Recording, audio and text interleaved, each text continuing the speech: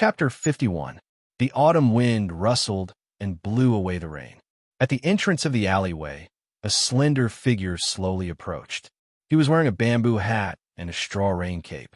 On his back was a long sword wrapped in a rag as he slowly walked toward the store in the alleyway.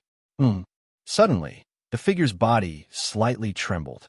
He stopped in his tracks and stood motionlessly at the center of the alleyway. Rainwater sprinkled down from the sky and splashed onto the bamboo hat. Dazzling ice crystals formed streams of water that flowed down the corner of the straw rain cape. Xiao Yu's face was covered by the black veil of his bamboo hat, making it impossible to see his expression or detect his emotions. He stopped moving forward and stopped a few steps away from the store. He slowly took down the long sword wrapped in rags on his back. Buzz! The sound of something piercing through the air suddenly came from all around the alleyway. It was like the sharp sound of bowstrings tearing through the air. Swoosh, swoosh, swoosh. A dense barrage of crossbow bolts suddenly burst forth from all directions of the alleyway. They drew a slightly curved arc as their target was Xiao Yu, who was standing at the center of the alleyway. Rip! With a crisp sound, the rag wrapped around the long sword was directly torn apart. Then, a dazzling sword light burst forth from the blade of the sword. It was like a meteor streaking across the night sky, drawing an arc in the air. Surging true energy gushed out from his body and spread out along with the sword energy, shattering the dense barrage of crossbow bolts one after another. The fragments were mixed with the rainwater and fell to the ground. As the sword energy dissipated, a dozen or so figures suddenly walked out from behind the walls of the alleyway. Each of their auras was extremely powerful. Holding a cold sword in their hands, they charged toward Xiao Yu. The Xiao family's tiger guards. How nostalgic. Xiao Yu's hoarse voice drifted in the wind as if he was chuckling. Then the rainwater around his body was instantly expelled, forming a distorted area. Xiao Meng forcefully suppressed the excitement in his heart and personally fed Xiao Yinyu some chicken soup. Only then did he heave a sigh of relief. The boulder on his chest was finally lifted. "Thank you, Owner Bu," Xiao Meng solemnly said as he cupped his hands toward Bufang. Bufang nodded expressionlessly. "Yes, you should thank me." Suddenly, Bufang's expression changed. He seemed to have heard the sound of metal clashing outside the door. He immediately looked outside in confusion, but the sound soon stopped and disappeared. Xiao Meng's expression was indifferent. He had naturally heard the sounds of battle outside the door, but he did not make any other moves. He continued to feed Xiao Yinyu chicken soup at a steady pace. Ji Qingxue took a step forward and said to Bufang with a warm smile, "Owner Bu, I wonder if you could give me a portion of this chicken soup?" Ji Qinggan gave Ji Qingxue a meaningful glance. He also took a step forward and said somewhat excitedly, "Owner Bu, give me a portion of this sage herb phoenix chicken soup as well." There was no doubt about the effects of this sage herb phoenix chicken soup, since it was able to save Xiao Yinyu, who had lost so much of her life force. Then its healing effects would definitely be very strong. If his father could drink a bowl of this chicken soup, his body would definitely become much stronger. This was a good thing to curry favor with his father. Ji Qinggan thought to himself. Even though he had already been appointed as the crown prince, he still did not dare to relax. King Yu had been coveting his position for a long time and knew how to curry favor with his father. Ji Qinggan could already feel a sense of crisis. If he could offer this bowl of chicken soup to his father, it would definitely make his father have a better impression of him. Ji Qingxue probably had the same thoughts as well.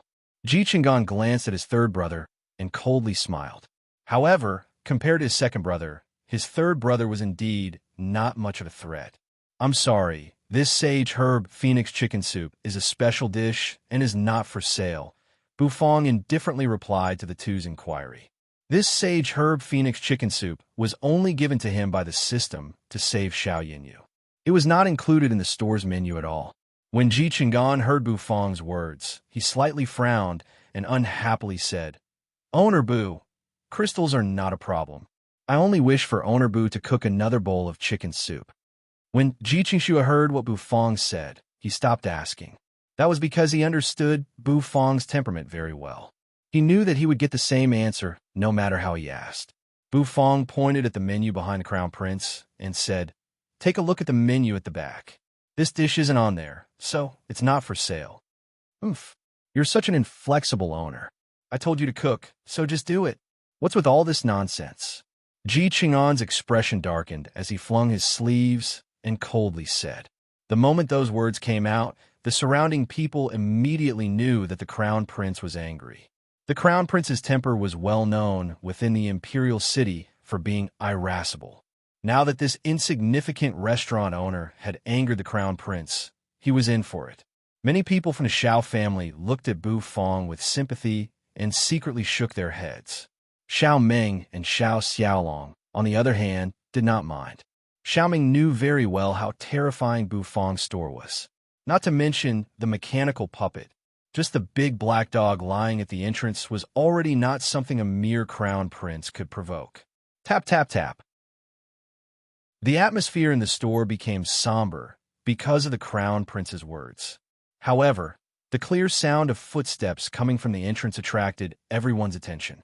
A figure wearing a straw raincoat and a bamboo hat stepped into the store. "Owner Bu, I'm here to collect the ice-hard jade urn wine that I ordered." A hoarse voice faintly sounded out. Dark red blood flowed down the long sword that this person was holding and dripped onto the ground. "Oh, wait a moment," Bu Fong nodded and expressionlessly said. Then he turned around and walked toward the kitchen. "Stop right there." A malicious glint flashed through Ji Qing'an's eyes. This guy actually dared to ignore him? Who was he? He was the crown prince of a dynasty. How could he allow anyone to humiliate him? With a loud shout, Ji Qing'an formed a claw with his hand and grabbed at Bu Fong's back. Bang! However, before Ji Qing'an's attack could touch Bu Fong's body, it was blocked by Xiao Meng. Xiao Meng indifferently glanced at the crown prince and said, "Your Highness, it's best not to make a move in this store. This is a warning from your humble servant." After he finished speaking, Xiao Meng's gaze turned toward the man wearing the bamboo hat, and his expression became ice cold. "You actually dared to come," Xiao Meng coldly said. Killing intent gradually emitted from his body. "Father, your tiger guards are still the same trash." Xiao Yu remained as still as a mountain under Xiao Meng's killing intent. With a hoarse chuckle, he took off his bamboo hat and revealed his handsome face. Xiao Yu, heartrending sword monarch Xiao Yu. Everyone in the store sucked in a breath of cold air. Even the crown prince, who was in a fit of rage, narrowed his eyes. A ruthless person who killed his own mother with a single strike of the sword and betrayed his own father for the sake of the sword. Yin Yu is injured because of you. You should know that only death awaits you when you come here. I thought you escaped. Xiao Meng slowly walked toward Xiao Yu. He walked very slowly, but with every step, the aura on his body became a bit more terrifying. With every step, the terrifying pressure of a 7th-grade battle saint suddenly covered the entire area. Death? Father, you are still as confident as ever, Xiao Yu said with a smile. His eyes narrowed into the shape of a crescent moon, but his words were unrestrained. Unfortunately, you can't keep the current me. Can't keep? Xiao Meng stopped in his tracks.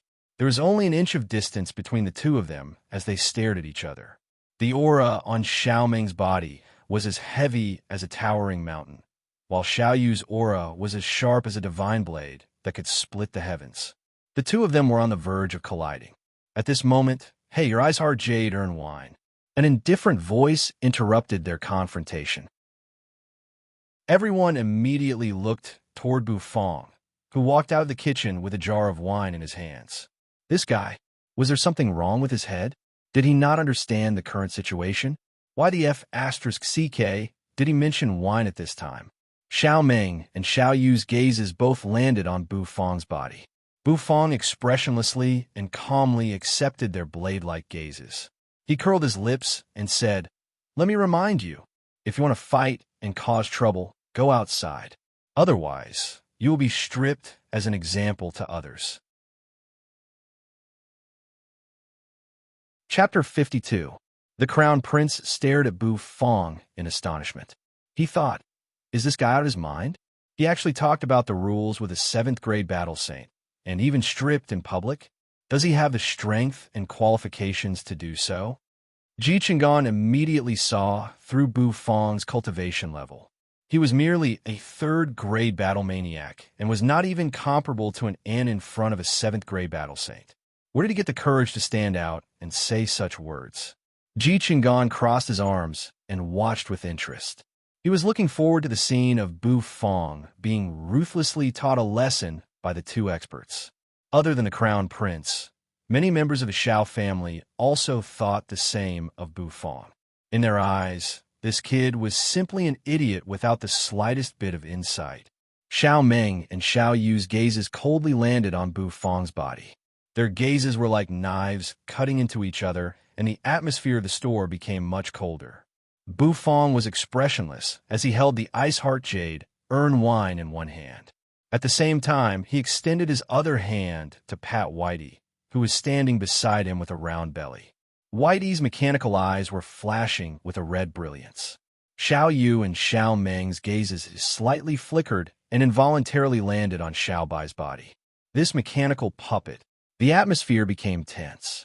Just when everyone thought Bu Feng was going to be in big trouble, Xiao Meng lightly exhaled, turned around, and walked out of the store. Today, I'll do Owner Bu a favor and come out with me. We'll settle this outside. The corners of Xiao Yu's mouth slightly curled up, and the expression in his eyes became lazy. I'll go out just because you tell me to? When I lose face then? Xiao Yu walked toward Bu Feng and took the wine urn from Bu Feng's hands. Xiao Meng stopped in his tracks, turned his head, and raised his hand. A wave of true qi burst forth from his hand, transforming into a waterfall that instantly twined around and wrapped around the jug of wine in Xiao Yu's hand. With a slight tug, the Ice Heart Jade Earn Wine flew out toward Xiao Meng. Xiao Yu's pupils abruptly shrunk, and the aura on his body abruptly changed. A stream of energy shot out and wrapped around the wine jar. Frightening true qi surged and collided with each other. I said, "If you want to cause trouble, get out," Bu Feng said expressionlessly when he saw that the two of them were about to fight again. Xiao Yu and Xiao Meng snorted angrily at the same time. They dashed out of the store and appeared in the alley. How terrifying! After the two of them left, the atmosphere in the store immediately relaxed. Everyone was panting with fear on their faces. Crown Prince Ji Qinggan looked at Bu Feng in disbelief. Xiao Yu and Xiao Meng had actually listened to this guy and left the shop to fight. This was completely out of his expectations. What right does he have? Ji Qinggan took a deep breath and said with a frown. Xu Shi sighed. The Crown Prince had no idea how terrifying this store was. He had no idea how terrifying that iron lump puppet was. The others were also looking at Bu Feng as if they were looking at a monster. This store owner was actually able to make a 7th-grade Battle Saint compromise. What are you all looking at? Today's business hours have ended. Please leave the store now. Bu Feng did not pay any attention to the astonished gazes from the surrounding people. He swept his gaze across the crowd and expressionlessly ordered them to leave. Owner Bu, this prince's, I already said, this dish is not for sale. If you really want to eat this dish, you can bring your own ingredients and medicinal herbs. Bu Feng did not wait for the Crown Prince to finish and directly interrupted him. Crown Prince Ji Qinggan was still a little angry at being interrupted. However, his eyes lit up when he heard Bu Feng's words. Could Bu Feng make a move just because he brought his own ingredients? Not only Ji Qinggan, but the eyes of Ji Qingxue and the surrounding people also lit up. All right, then this prince will take his leave first. After the Crown Prince received Bu Feng's confirmation, he was immediately delighted. He turned around and left the store with Xu Shi. He was in a hurry to watch the battle between Xiao Meng and Xiao Yu. The others also took their leave. Xiao Yu versus Xiao Meng was a battle that was hard to come by every few decades. They must not miss it. Xiao Xiaolong ordered the servants to take away Xiao Yinyu, who had recovered from her injuries but was still exhausted, and also bid farewell to Bu Feng. In the blink of an eye, most of the people in the store had left, and the store became deserted once again. Smelly boss, I'm going back as well. I'll come back tomorrow. The little lowly, Ouyang Xiaoi, narrowed her eyes into a crescent shape.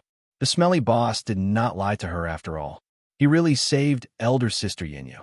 Bufang ignored her and turned around to walk into the kitchen. Ouyang Xiaoyi stuck out her tongue at Bufang's back and skipped away. That night, the imperial city was destined to be restless.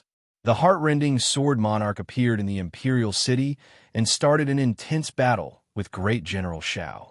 According to eyewitnesses, the two experts seemed to be fighting endlessly over a jar of wine. They fought from the east side of the city to the west side, and then back to the east side of the city. From the beginning to the end, the two of them were in a deadlock over a jar of wine. Great General Xiao Meng's battle prowess was matchless, while the heart-rending sword monarch split the sky with a single slash. The battle between the two caused a huge uproar and caused the already turbulent imperial city to become even more unpredictable. This battle caused the experts from the sects that were hiding within the imperial city to show themselves one after another. All of a sudden, battles of all sizes broke out in every alleyway within the imperial city. Countless true energy burst forth like gorgeous fireworks. However, all of this had nothing to do with Bufang. After closing the store's doors, Bufang went to the kitchen. No matter how chaotic the situation outside was, the interior of the store was always quiet and peaceful. All he needed to do was to experiment with new dishes. Congratulations to the host for completing the abrupt mission. Learn the cooking method of elixir cuisine, sage herb phoenix chicken soup, and save the life of a dying beauty. Mission reward will now be issued. Mission reward has been issued. Host, please check. The system's serious and solemn voice rang out in Bufang's mind. Bufang's eyes immediately lit up and his mind settled down. Mission reward: oyster pancake cooking method that can be taken out. Oyster pancake, this should be considered a type of snack, Bufang thought to himself, because the system had indicated that the oyster pancake could be taken out. According to the system's character, if it was a staple food, it would definitely not allow it to be taken out. So this was the reward I obtained after working so hard for half a day. Bufang felt an indescribable heartache for himself. Oyster pancake, also known as oyster pancake, is a specialty snack. It is made up of rice milk, shredded radish, oysters, chopped green onions, minced meat, and other ingredients. After being fried using a special method, it has a delicious taste and a rich fragrance lingers in the mouth, leaving an endless aftertaste. Bufang had never cooked this oyster pancake before on Earth, so he was also very interested in this novel dish. Thus, while the battle continued outside, Bufang was happily preparing to test his new dish in the kitchen.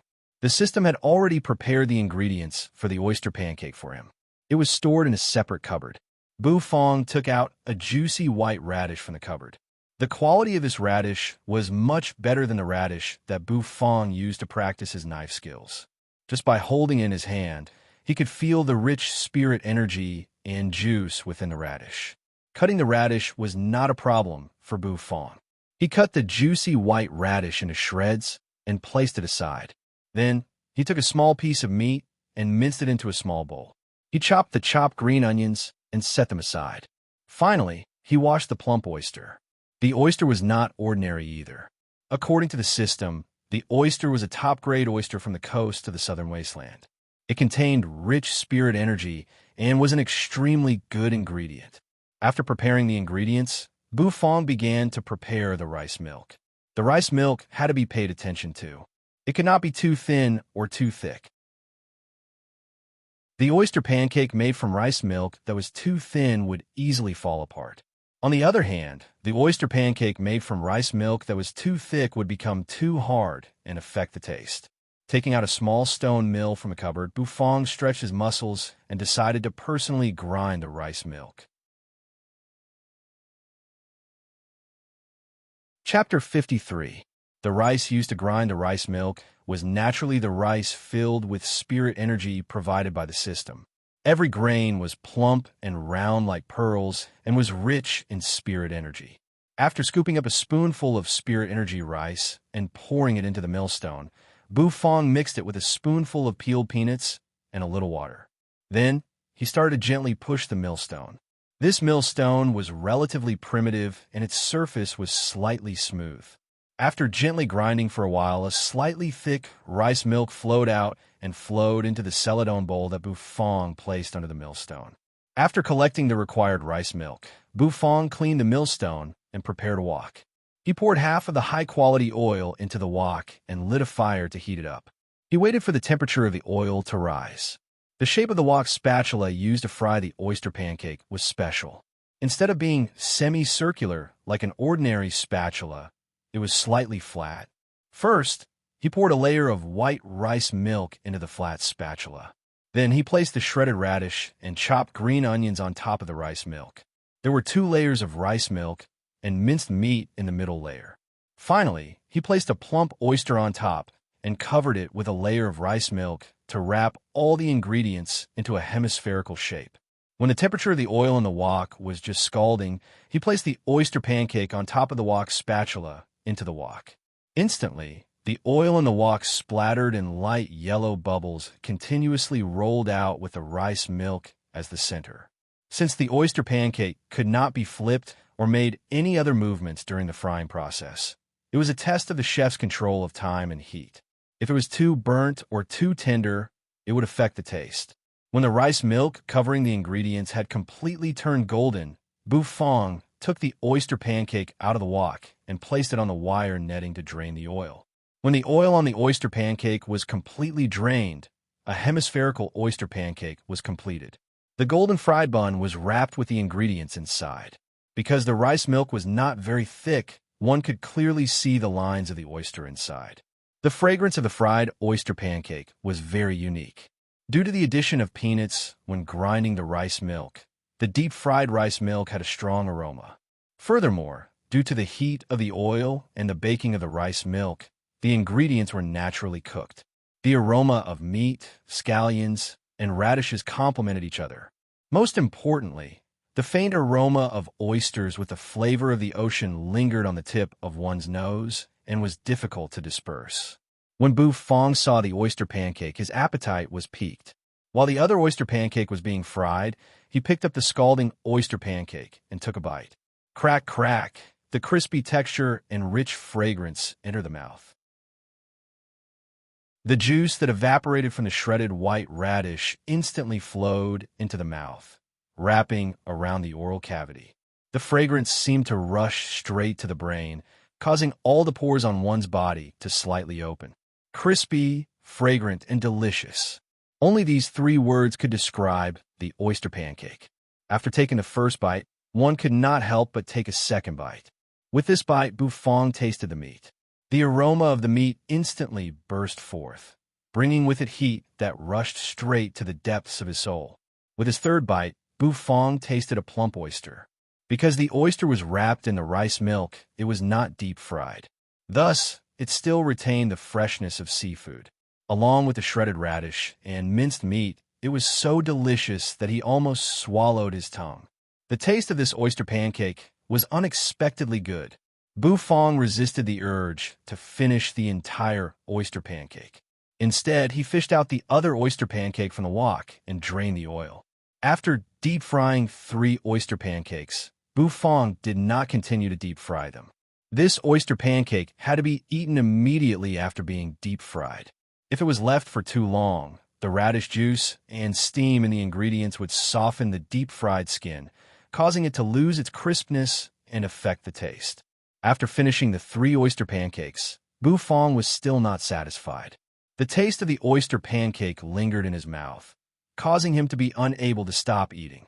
After tidying up everything in the kitchen, Bufong returned to his room to sleep. Under normal circumstances, he would still habitually stay asleep. The next day, the weather cleared up and the warm sun shone down. Bufong accidentally overslept for a while, so he woke up a little late. However, it was not a big deal. After washing up, Bufong opened the door to the store. There were already many people lining up outside. Fatty Jin's army of fatties had been waiting for a long time. Owner Boo, you opened the door a little late today, Fatty Jin complained. However, his face was still very happy. He was now used to coming to Bufong's place to eat every morning. According to him, being able to eat Owner Boo's dishes once a day is simply too blissful. I prepared a new dish, so I opened a little late, Bufong said calmly. There's a new dish? Fatty Jean immediately became excited when he heard this. He turned his head to look at the menu on the wall behind him and saw that there was indeed an additional dish in the last line. Oyster pancake, 2 for 1 serving, 2 for 5 crystals can be taken out. Oyster pancake? I've never heard of this delicacy. Fatty Jean was a little dazed. It sounds very amazing. Then, boss, I'll take this oyster pancake. Give me 1 serving, Fatty Jean said straightforwardly. He was a nouveau riche, so he did not lack money. You can order other dishes first, and then take out the oyster pancake. Eat it while you walk, Bufong reminded. Fatty Jean suddenly came to a realization. He nodded his head and ordered other dishes. After memorizing the menu, Bufong turned around and entered the kitchen to prepare the dishes. Ouyang Xiaoyi skipped over. Even though she no longer needed to be a waitress, the little lowly was still used to coming to the store to work every day. Bufong didn't refuse and let her do as she pleased. Xiaoyi, isn't today a big day for the Ouyang family? Why do you still have time to work at Owner Boo's place? Fatty Jean was a little bored while waiting for his food, so he chatted with Ouyang Xiaoyi. Is there a big matter? Ouyang Xiaoyi was startled. Fatty Jean continued, That's not a big deal. The news has already spread throughout the capital. His Majesty ordered General Xiao Ming and General Ouyang to carry out today's execution together and execute those sect experts at the entrance of the Tianxin Gate. Isn't that so? It said that the Hall Masters of the Death Soul Palace are all 6th-grade Battle Emperors. Today, they're going to be executed at the same time. This will shock the entire empire. His Majesty is being ruthless in order to intimidate the sects beyond the Great Wall. Hey, old Jean, let me tell you, the execution this time won't go smoothly. Didn't the battle between General Xiao and the heart-rending Sword Monarch break out yesterday? Guess what happened? The heart-rending Sword Monarch actually escaped. Other than the mysterious Celestial Arcanum sect, the experts of the other 9 sects have all gathered in the Imperial City to stop today's execution. I'm afraid an earth-shattering battle will break out in the Imperial City today. Didn't you see that the number of guards in the Imperial City is several times more than usual? Ouyang Xiaoyi listened to their conversation and suddenly became absent-minded. According to what they were saying, wouldn't her father and brothers be in danger? Xiaoyi, serve the dishes. Bufong's indifferent voice drifted out from the kitchen and interrupted Ouyang Xiaoyi's thoughts. After Fatty Jean and the others finished their meal, Bufong had also finished deep-frying the oyster pancakes. There were 5 or 6 people in this army of fatties. If each of them ordered 2 oyster pancakes, that would be more than 10 people. The crowd waited for a long time. So this is the oyster pancake? It smells so good. Fatty Jean looked at the 2 pieces of oyster pancakes wrapped in bamboo leaves and swallowed a mouthful of saliva. The golden oyster pancake exuded a rich fragrance that whetted one's appetite. While intoxicated by the oyster pancake, the crowd left Fong Fong's little store. Old Jean, why don't we go to the execution grounds to take a look? We can't miss out on the execution of 6 battle emperors, someone said. The crowd immediately agreed. Thus, the group of fatties held the oyster pancakes and majestically walked toward the execution grounds. They planned to eat as they walked and become an ignorant onlooker who was eating the oyster pancake. Chapter 54. Outside the towering walls of the Imperial Palace, in front of the towering palace entrance gate. The people lining up were all famous people within the Imperial City. They brought along their respective attendants as they waited to enter the gate of heavenly mystery within the Imperial Palace. In front of the palace entrance, there were many armored guards guarding it. Every person that entered had to go through an inspection. This time, His Majesty had ordered the execution of the Death Soul Palace's sect criminals.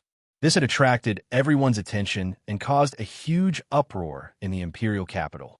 Not only did the officials of the imperial court not expect this, even the experts from the sects beyond the Great Wall were caught off guard. Fatty Jean and the others arrived in a grandiose manner. They were not officials of the imperial court, so they did not have the authority to enter through the back door. They could only wait patiently in line. However, they were very lucky. Just as they lined up, the first wave of people were allowed to enter. Thus, Fatty Jean followed the crowd and entered the gate of Heavenly Mystery with the oyster pancake. The gate of Heavenly Mystery Plaza was a plaza specially built by the Imperial Palace. It covered a vast area, and many important ceremonies and events would be held here, such as the imperial family offering sacrifices to the heavens. Today, the atmosphere in the gate of Heavenly Mystery was extremely somber. An execution platform was placed right in the center and was surrounded by a circle of guards, blocking the spectators who came in to watch the execution. On the execution platform, there was a sandalwood table and 2 high chairs. Xiao Meng, who was wearing a full suit of armor, was sitting on the high chair with his back straight. His red cloak fluttered in the wind, looking like waves of blood rolling in the air. Ouyang Zongheng was also wearing armor.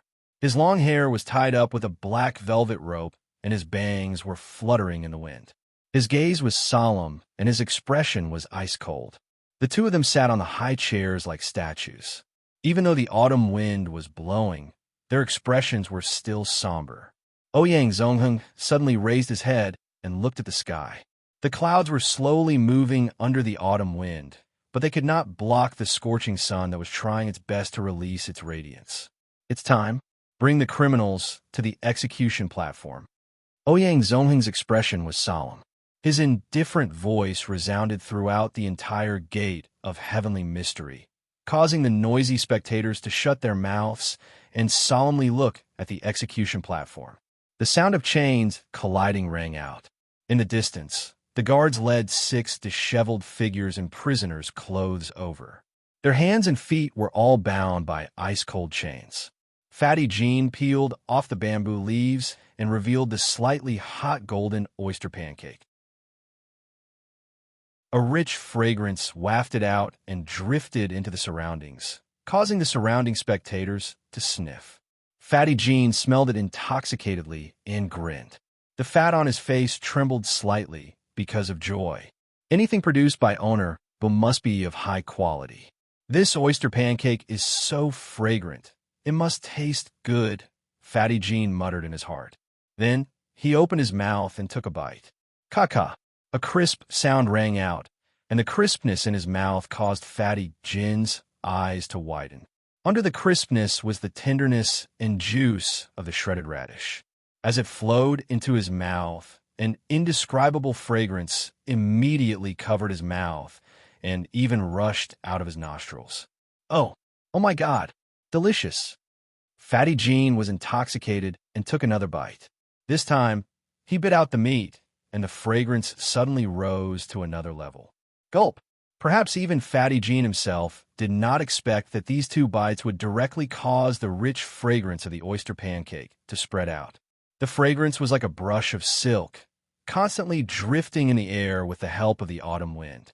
The rest of the fat army could not help but also pull out their oyster pancakes and eat them one after another. Suddenly, a series of kacha sounds rang out and lingered in a corner of the gate of Heavenly Mystery.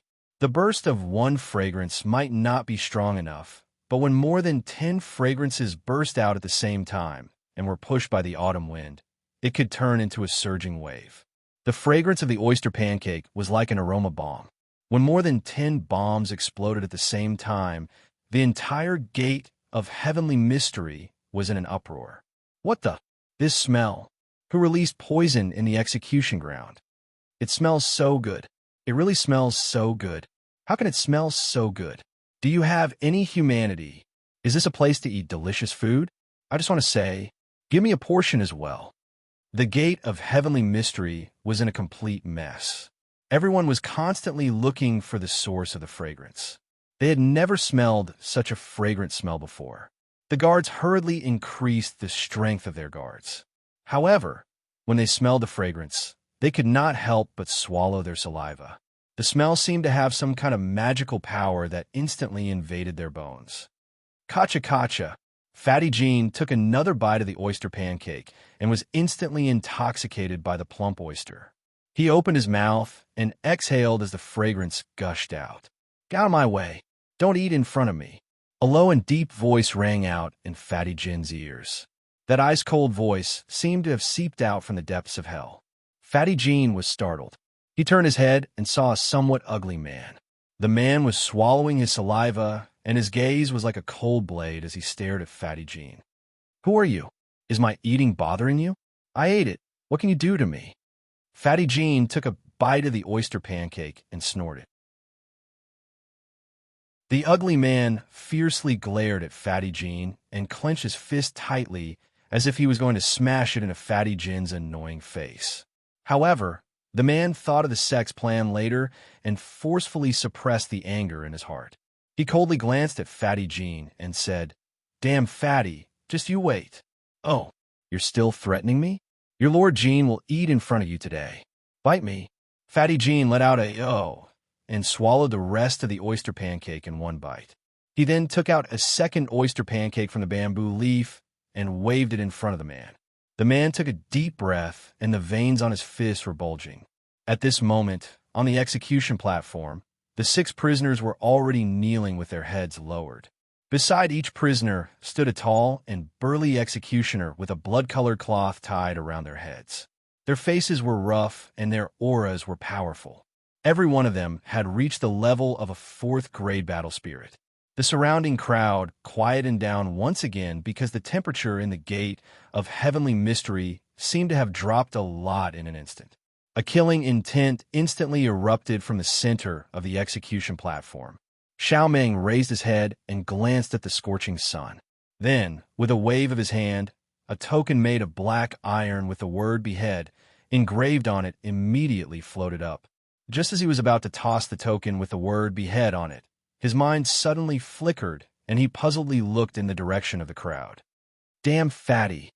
I'm going to kill you." A heart-wrenching roar filled with anger rang out. Then, a terrifying stream of true energy burst forth from that location. The soul sex, soul, refinement, true energy. Xiao Meng's eyes narrowed as a glint flashed in his eyes. As the stream of true energy burst forth, streams of true energy soared into the sky from the spectators surrounding the gate of Heavenly Mystery Plaza, accompanied by piercingly cold shouts. The level of these true energy streams was extremely powerful. Every single one of them had reached the level of a 5th-grade Battle King. Without a doubt, the sex experts had made their move. However, Xiao Meng and Ouyang Zongheng were a little puzzled. The timing of the sex experts' attack was somewhat off. Bang, bang, bang. The elites of the Xiao family's tiger guards that were standing around the execution platform burst forth one after another and charged toward the location where the auras erupted. Fatty Jin's face was deathly pale as he looked at the ugly man who had instantly turned into a towering mountain. The fats on his body began to tremble. "Big brother, let's stop messing around. This oyster pancake, you can eat it. Eat it. Eat your sister, damn Fatty." The ugly man's heart was as miserable as a dog at this moment. The moment he released his true energy, he knew that all of his plans had been ruined. The 10 Great Sect's meticulous plan to raid the execution platform was actually ruined by an oyster pancake. Just who the hell cooked this goddamn oyster pancake?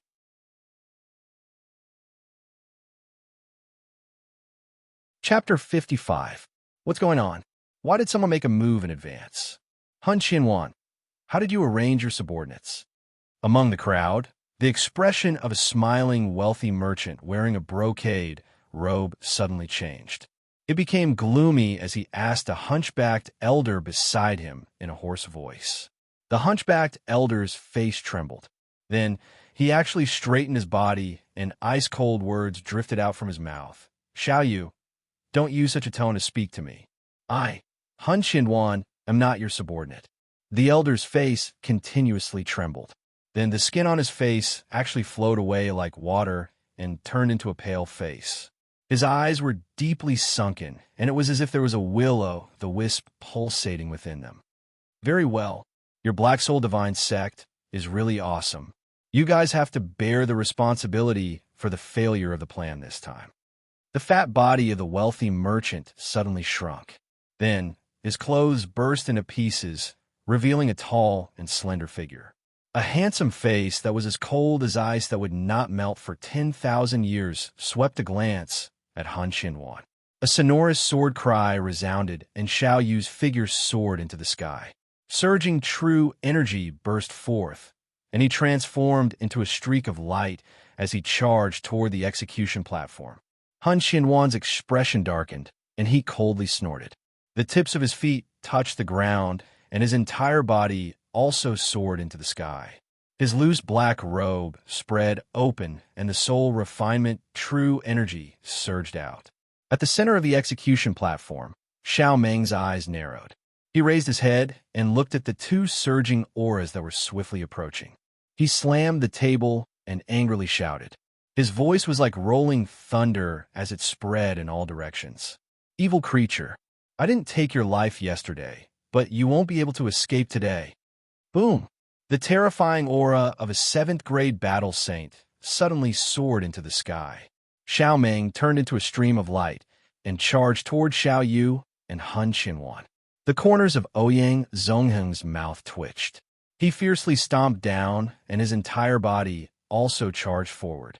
He landed on the execution platform and fiercely slapped his hands together, directly sending the two experts from the sects who were charging toward him flying.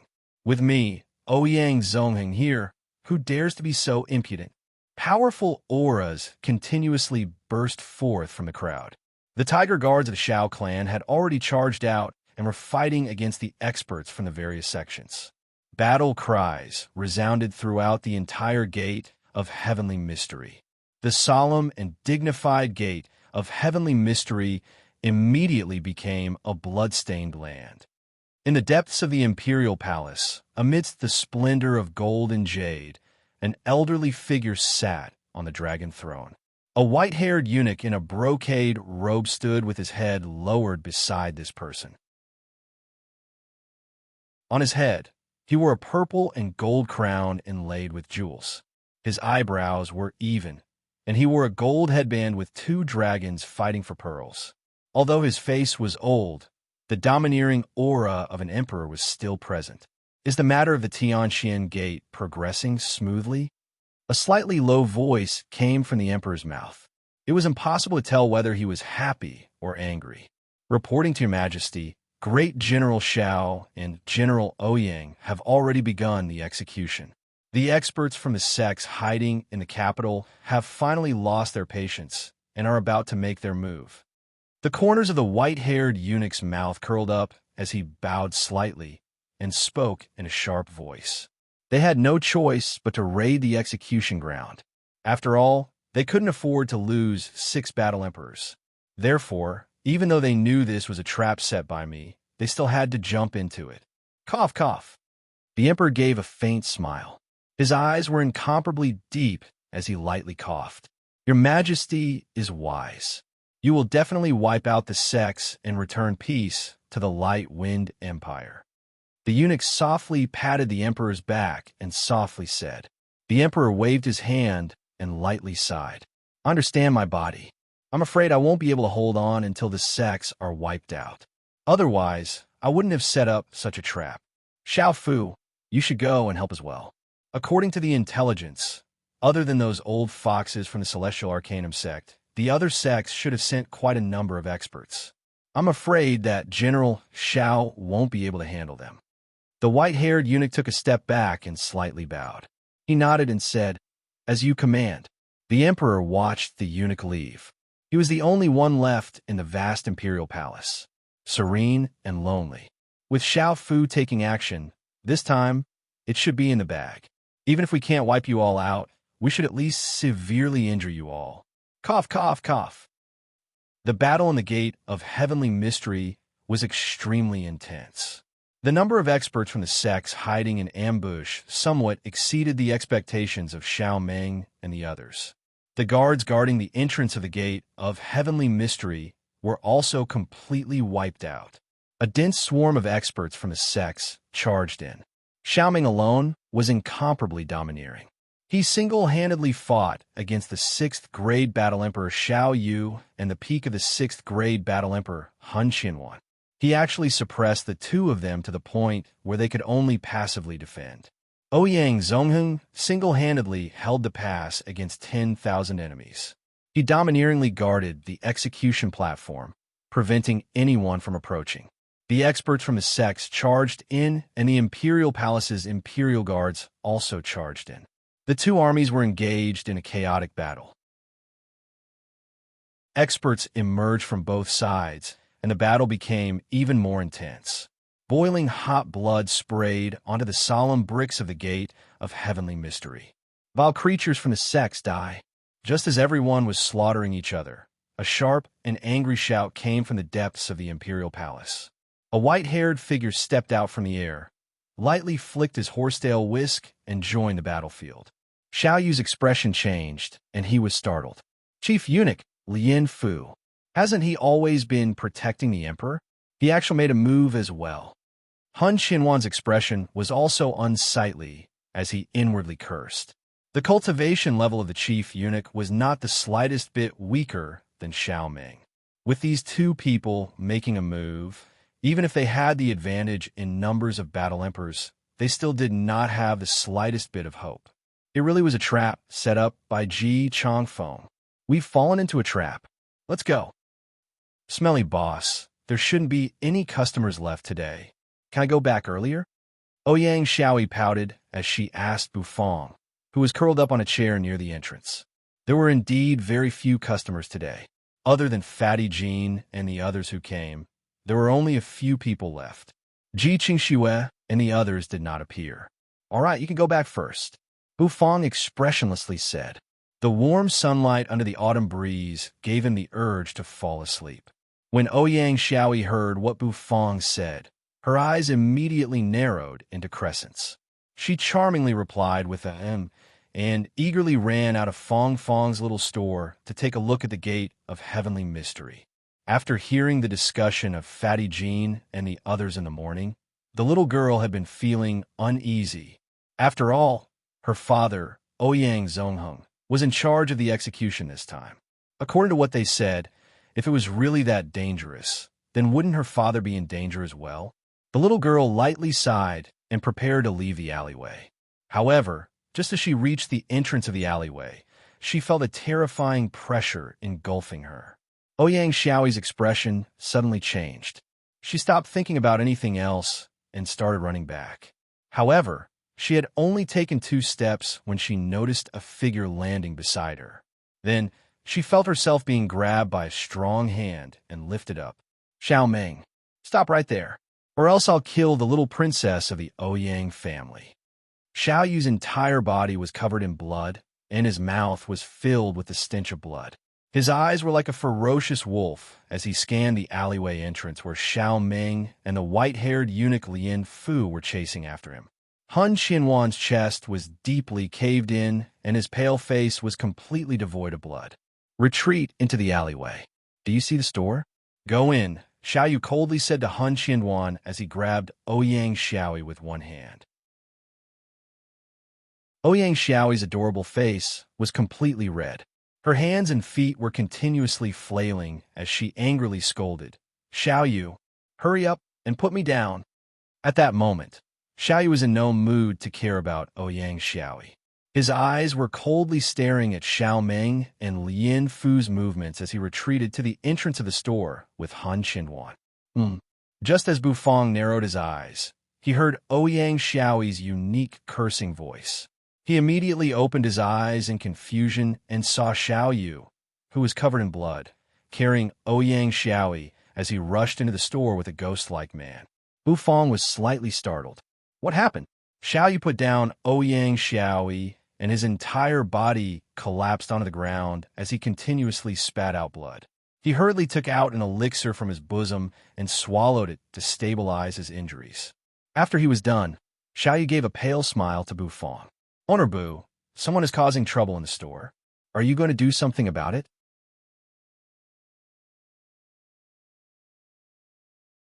Chapter 56. Blood dripped from the corner of Xiao Yu's mouth, and his handsome face became somewhat sinister. However, he still tried his best to put on a smile as he looked at Bufang. Owner Bu, someone is causing trouble in the store. Are you going to do something about it? Hun Xinhuan's face was as white as a sheet as he looked at Xiao Yu as if he was looking at a lunatic. This guy, has his head been beaten silly? What nonsense is he spouting? There are 2 7th-grade battle saints outside the store. He, Xiao Yu, is actually asking the owner of a store in a small alleyway for help? Are you crazy? Cough, cough. This guy is only a 3rd-grade battle maniac. Do you think he can save us? Hun Xinhuan's chest caved in as he coughed out blood and shook his head in despair. This time, the 9 great sects had suffered heavy losses. At least half of their experts were killed by the Emperor during this rescue mission. They never expected Ji Chongfeng to be so ruthless. Shut up. If it wasn't for your useless subordinate revealing his identity, would this mission have turned out like this? Your soul sect has to take responsibility for the failure of this mission. Xiao Yu's gaze turned cold as he coldly glanced at Hun Xinhuan. Right now, I don't want to argue with you. If you want to live, then obediently shut up. This store is not as simple as you think it is. Hun Xinhuan felt a pain in his chest and could not help but cough out a large mouthful of blood. He hurriedly took out the elixirs in his bosom and stuffed them into his mouth. Xiao Yu turned his head and looked hopefully at Bufang. If he wanted to live, he could only rely on Bufang. Bufang was curled up on a chair. The sunlight shone down on his face, making him appear somewhat holy. Ouyang Xiaoyi angrily hid behind Bufang and glared at Xiao Yu. This bad guy, he actually dared to lift me up. He even said he wanted to kill me. This is simply unforgivable. Bufang expressionlessly stared at Xiao Yu. Xiao Yu also stared back at him, without any ripples. Finally, Xiao Yu seemed to be unable to endure Bufang's cold gaze. His heart trembled, and he could not help but look away. Bufang nodded his head in satisfaction and thought to himself, "Look at each other. I'm not afraid of you. Owner Bu." In the distance, a deep voice came from the alley. Xiao Meng, who was wearing armor, walked over with a sonorous voice. His face was full of solemnity. What? Bufang looked at him in confusion. Owner Bu, the criminal that the Imperial Court wants to arrest just entered your store. I hope that I can enter your store and arrest him. Xiao Meng was still a bit afraid of this mysterious store. Bufang, who had an unfathomable background, a mysterious and powerful big black dog, and a puppet that could rival a 7th-grade battle saint. If he were to force his way in, he would not be able to escape unscathed. Lian Fu looked at Xiao Meng with a puzzled expression. He flicked his horsetail whisk, pinched his thumb and middle finger together, and said in a high-pitched voice, "General Xiao, why don't you go into the store and capture the evil creatures from the sects?" Could it be that General Xiao still cares about the relationship between father and his son? Eunuch Xiao, you might not know, this store is not ordinary. It is not advisable to force your way in, Xiao Meng solemnly said. General Xiao, a small store in a small alley in a corner of the capital is able to scare you to this extent? This is not in line with the reputation of our light-wind empire's iron-blooded general. Lian Fu sneered and middle finger at Xiao Meng. Who are you trying to scare? There were countless stores like this in the imperial city. The cultivation level of the store owner could be seen through at a glance. However, a mere 3rd-grade battle maniac was not worth mentioning. Was there a need to stop a 7th-grade battle saint like you?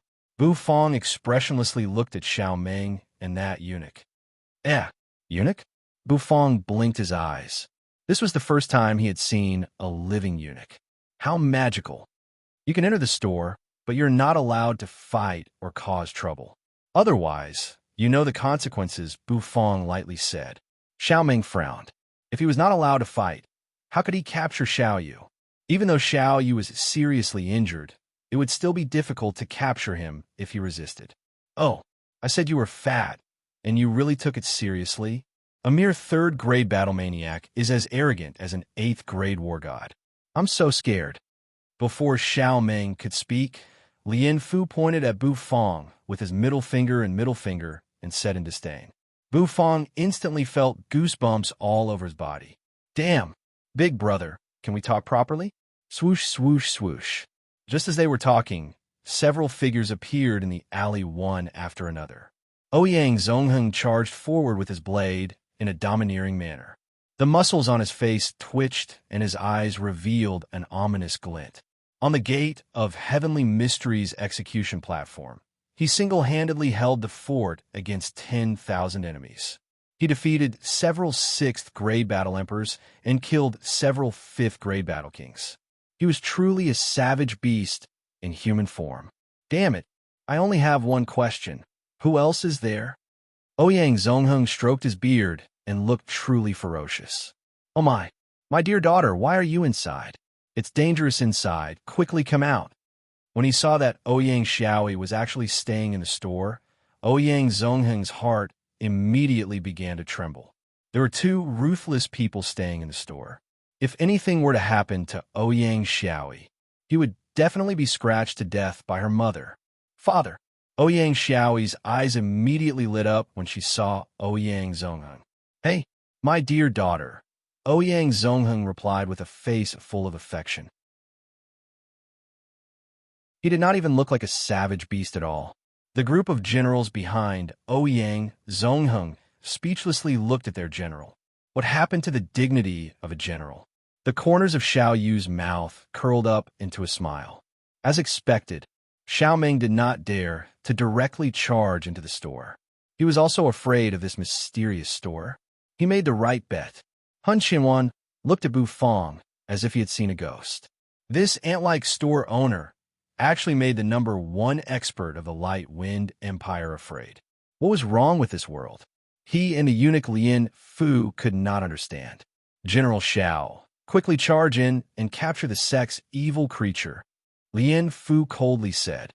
No, no. Ouyang Zongheng and Xiao Meng said in unison. Xiao Meng was afraid while Ouyang Zongheng was purely worried about Ouyang Xiaoyi. Xiaoyi, come to your father, be a good girl. After Ouyang Zongheng shouted, he once again licked his face and said to Ouyang Xiaoyi. Ouyang Xiaoyi looked at the smelly boss and then looked at her boorish father. She blinked her adorable eyes and was somewhat hesitant. You go over, Bu Fong lightly said as he patted Ouyang Xiaoyi's head. Yes, smelly boss, you have to be careful, Ouyang Xiaoyi charmingly said. Then she tiptoed and patted Bu Fong's shoulder. After she finished speaking, she eagerly ran back to Ouyang Zongheng's side. Damn it, someone come, charge in and capture that sex evil creature. When Ouyang Xiaoyi returned to his side, Ouyang Zongheng's gentleness immediately turned into fierceness. With one hand on his waist and the other pointing at the store, he angrily ordered. Xiao Meng's expression immediately changed. Lien Fu pinched his thumb and middle finger and faintly smiled. After receiving the order, the 5 battle kings under Ouyang Zongheng shouted and charged toward the store. Their goal was to capture Xiao Yu and Hun Qianwan. Xiao Yu's face was pale, but he revealed a smile as he looked at the 5 people charging toward him. A huge figure suddenly blocked the entrance of the store with its mechanical eyes flashing. The 5 battle kings were immediately startled. They subconsciously urged their true energy and smashed it toward the mechanical puppet that was blocking their way. With a loud sound, the 5 battle kings were sent flying backward. They continuously rolled on the ground for a few times and were in an extremely sorry state. I said, you can enter the store, but don't cause trouble. Bu Fong crossed his arms in front of his chest and expressionlessly said, do you think my words are ***? The crowd outside immediately sucked in a breath of cold air. To be able to send 5 battle kings flying with a single move. What the hell was this puppet? This kid. What was his background? The expression on Hun Qianwan's face also froze. Xiao Yu, on the other hand, was continuously smiling. Suddenly, Bu Fong turned his head and his gaze fell on the smiling Xiao Yu. He indifferently said, I hate being used, so don't laugh. I might just throw you out if I'm unhappy. The smile on Xiao Yu's face immediately froze.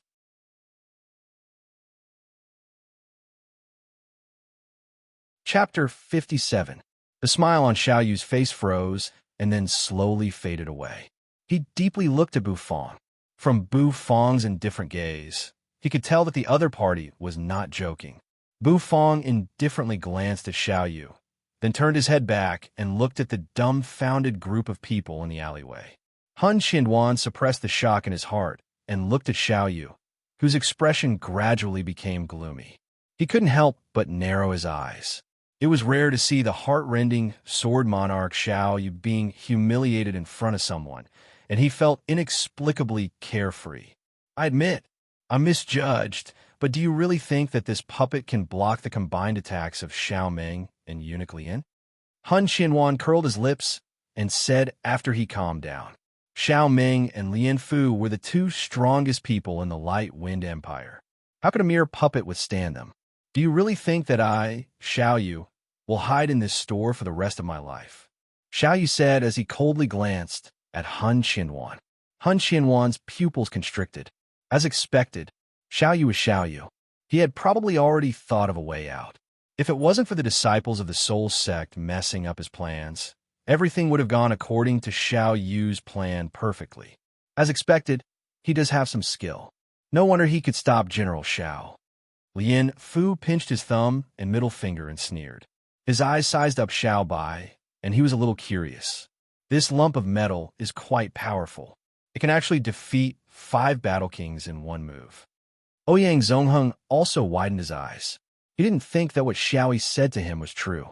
This puppet was really powerful, so much so that it was even more powerful than him. Ouyang Xiaoyi pulled on Ouyang Zongheng's armor and charmingly said, "Dad, let's not fight with Xiao Bai. Even though the smelly boss is a little old-fashioned, he's still a good person." "Ah, my good daughter, Dad will listen to you." Ouyang Zongheng squinted his eyes and smiled as he patted Ouyang Xiaoyi's head. Who the hell would go up and fight against that puppet? Even 5 battle kings were swept away in a single move.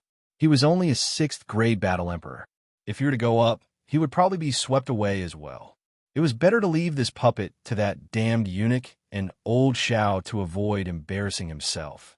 As he thought of this, Ouyang Zongheng's expression became even more doting. "Whatever my daughter says, I won't do it." "Owner Bu, are you really going to shelter that sex criminal?"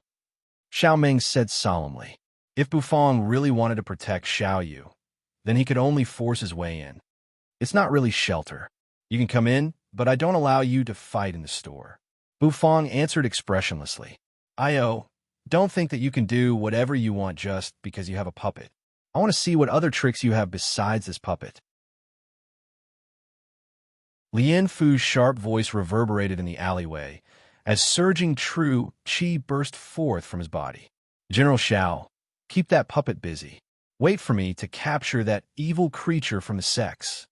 With a pinch of his thumb and middle finger, the horsetail whisk flew 3,000 feet. Like a wisp of smoke, Lien Fu took the initiative to attack. He flung the horsetail whisk toward Xiao Bai. Tens of thousands of horsetail whisks suddenly intertwined and became like steel needles after being filled with true qi. Xiao Meng's expression changed. He had no choice but to take action. Their armors collided with each other with a loud clang. Xiao Meng kept Xiao Bai busy while Lien Fu avoided Xiao Bai's entanglement. His target was Xiao Yu and Han Qianwan, who were inside the store. Xiao Yu and Han Qianwan's expressions abruptly changed. The worst-case scenario had indeed occurred. No matter how strong Xiao Bai was, he was only a battle saint-level puppet after all. Xiao Meng alone was enough to keep him busy while the remaining battle saint, Eunuch Lien, would be free to deal with them. Bu Fong crossed his arms in front of his chest as he indifferently watched Eunuch Lien charge in.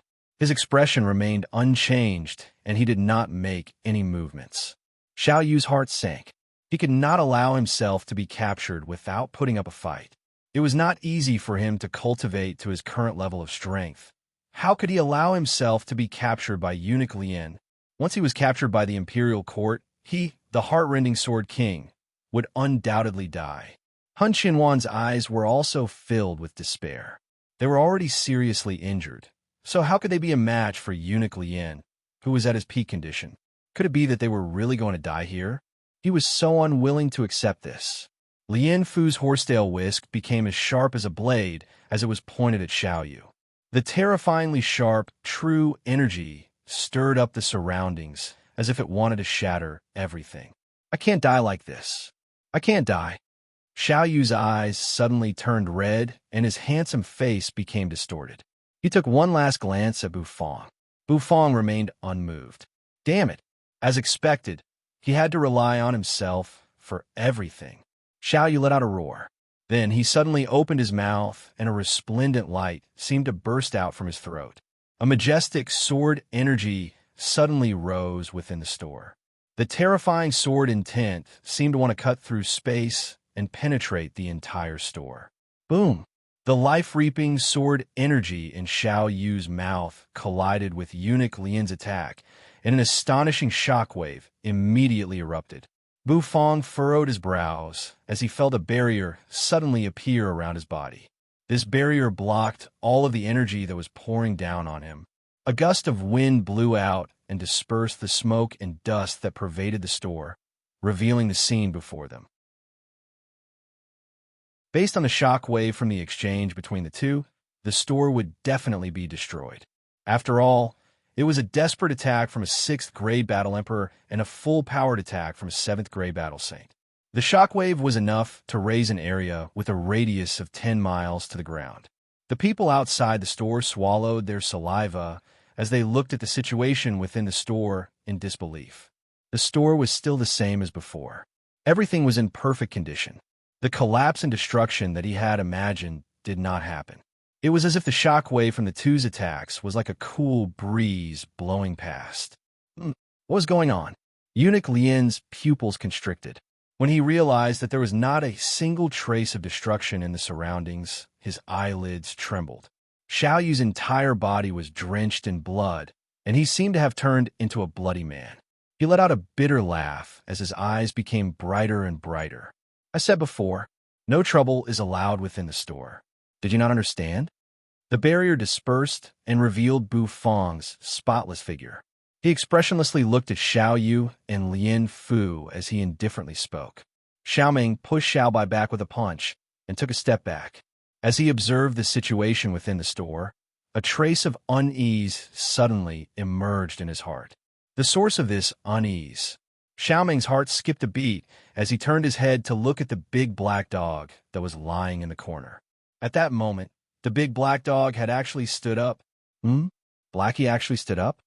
Bufang looked at the big black dog as if he had discovered a new continent. This lazy dog actually moved. Striding with graceful cat-like steps, Blackie arrived at Eunuch Lian's feet. The dog slightly raised its eyes and lazily glanced at Eunuch Lian. Lian Fu was slightly startled. Where did this black dog come from? Go, go, go. Go play somewhere else. Don't go near me. Lian Fu covered his nose in disgust and continuously waved his hands to chase Blackie away. He hated dogs the most. Blackie rolled its eyes. This Lord Go also hates eunuchs the most. After disdainfully glancing at the eunuch, Blackie walked with cat-like steps to Bufang's side. He said not to cause trouble within the store. Don't tell me you guys didn't understand. Blackie turned its head, and its gaze fell on Xiao Yu and Lian Fu. It opened its mouth and actually spat out a sentence that could be spoken in a human language. Bufang was startled for a moment. Then, he jumped up as if he had seen a ghost and glared at Blackie. Damn, you lazy dog. You can actually speak in a human language? Blackie glanced at Bufang and could not be bothered with him. It turned its head to look at the other three people, and its indifferent, manly voice once again sounded out, borrowing a phrase from that lump of metal. Troublemakers will be stripped as an example to others. Lian Fu was startled, Xiao Yu was startled, and Han Xinwan was also startled. Then, in their eyes, the docile and lazy big black dog suddenly opened its mouth. That mouth opened wider and wider, and, in the end, almost turned into a bloody mouth. Woof! The dog's bark was like the angry roar of an ancient ferocious beast. An irresistible gale whistled out from the dog's mouth.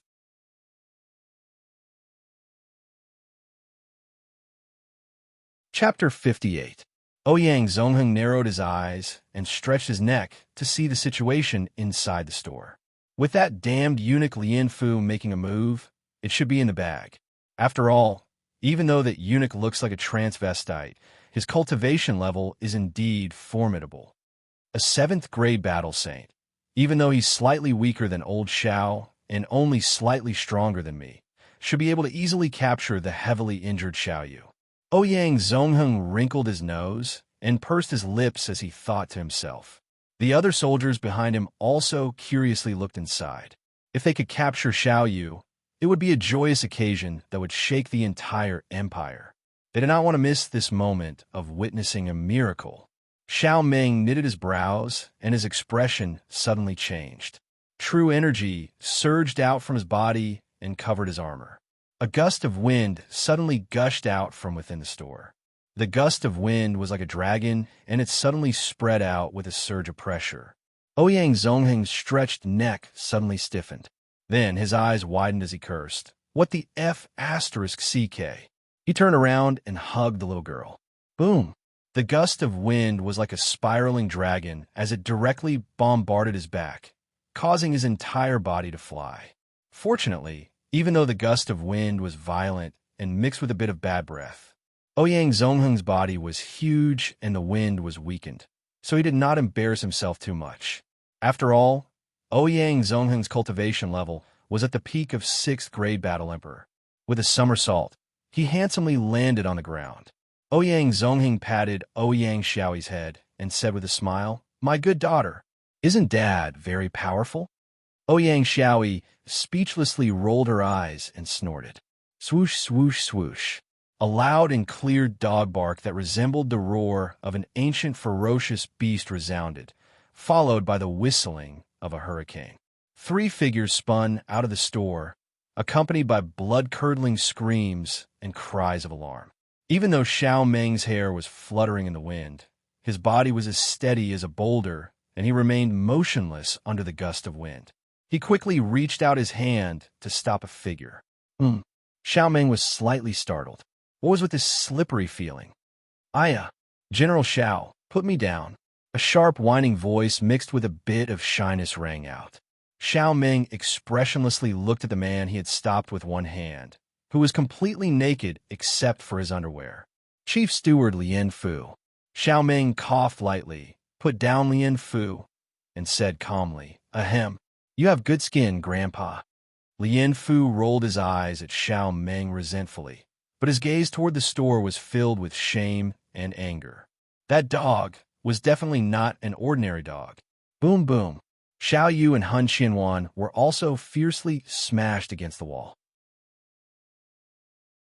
As the two of them fell to the ground, the clothes on their bodies were torn apart by the violent wind, revealing their naked bodies. They were only wearing underwear.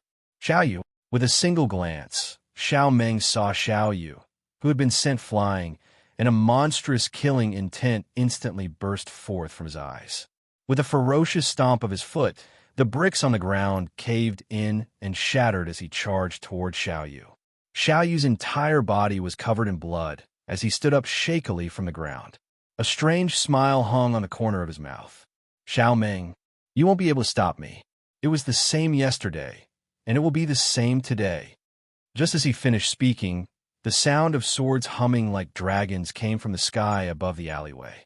Several figures abruptly descended and blocked in front of Xiao Yu.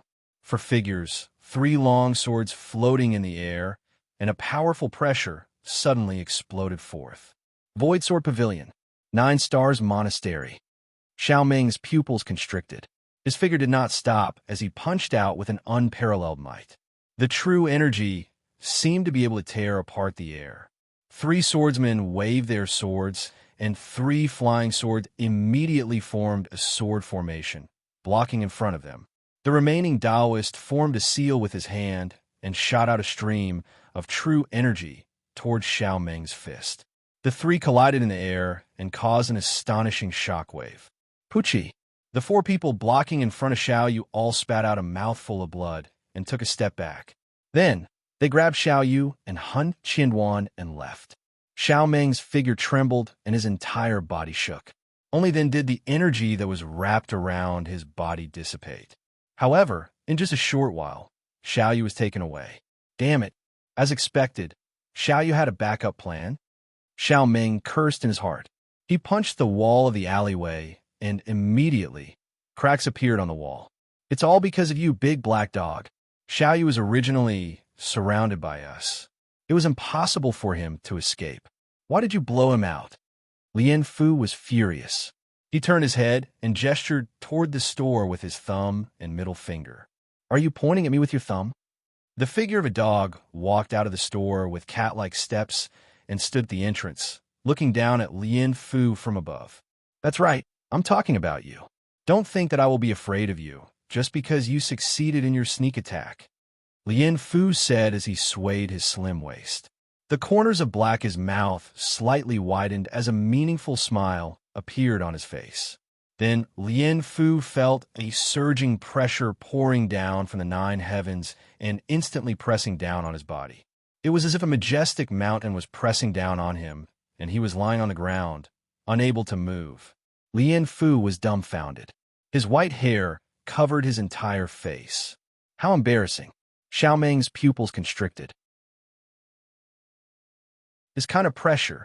This big black dog was actually a 9th grade supreme spirit beast. Owner Boo, I have offended you this time. Can you ask this Lord Go to stop? Xiao Meng slightly cupped his fists and said toward the store. Bu Fong walked out from within. With his slender figure and long hair tied up with a velvet rope, he appeared extremely clean and tidy. Blackie, this lazy dog has a bad temper. Just treat this as a lesson to the eunuch. Next time, you must remember, when you come to my place, you must follow the rules, Bu Fong expressionlessly said. After he finished speaking, Bu Fong stroked Black's smooth and untainted hair and simply said, Stop fooling around and let the eunuch go. Black had turned its head and said, What if I say no? Then I will wake up a little later tomorrow and won't practice cooking. Bu Fong expressionlessly said in a serious tone. Okay, I'll let him go. Black snorted and rolled its eyes at Bu Fong. It gracefully walked back to the corner of the wall and found a comfortable spot to lie down and sleep. The corner of Bu Fong's mouth slightly twitched. So the last safeguard that the system mentioned was this lazy big black dog. As expected, with the stingy nature of the system, it was impossible for it to raise a big black dog that was going to evolve into a pig. Io, Zaiji's waist. Lian Fu felt the pressure on his body disappear. He hurriedly crawled up from the ground and looked at Blackie in fear. Without saying anything, he ran away in his underwear. Blackie is so awesome. Ouyang Xiaoyi happily clapped her hands and squinted her eyes into the shape of a crescent moon. He's much stronger than Dad. General Ouyang Zongheng felt as if an invisible arrow had pierced through his heart. In his obedient daughter's eyes, he was already inferior to a dog. Thank you, Owner Bu. Xiaoming solemnly expressed his gratitude. Then, he took a deep look at Blackie, who was snoring away, and turned around to leave. Since Xiao Yu and Han Xinwan's plan to hunt him down had failed, it was time for him, Xiao Meng, to return and report to the emperor. Immediately, all the experts in the alleyway retreated like a receding tide. Ouyang Xiaoyi was also brought back by Ouyang Zongheng. Before the little loli left, she even happily waved at Bu Fong. After everyone had left, Bu Fong glanced at Blackie, who was snoring away, before entering the house and closing the door. Your Majesty, you have to uphold justice for this servant. That unscrupulous store was truly impudent and had no respect for the law. They actually dared to shield a sect criminal. When this servant made a move, they even stripped this servant of his clothes. Lian Fu complained to Ji Chongfeng, who was sitting on the dragon throne, as she pinched her thumb and middle finger in an aggrieved manner. She looked like a weeping beauty. The emperor merely chuckled and comforted Lian Fu with a few words. His gaze then fell on Xiao Meng, who was standing upright in the middle of the hall. General Xiao, is that store really as magical as you say? Is it overseen by a 9th grade supreme spirit beast? Everything this humble servant has said is the truth, Xiao Meng solemnly said. The emperor narrowed his eyes and lightly stroked his white beard. He faintly smiled and said, I heard that the dishes of that store are very delicious. There's even a wine that's rumored to be even better than the bejeweled nectar wine. am truly a little curious.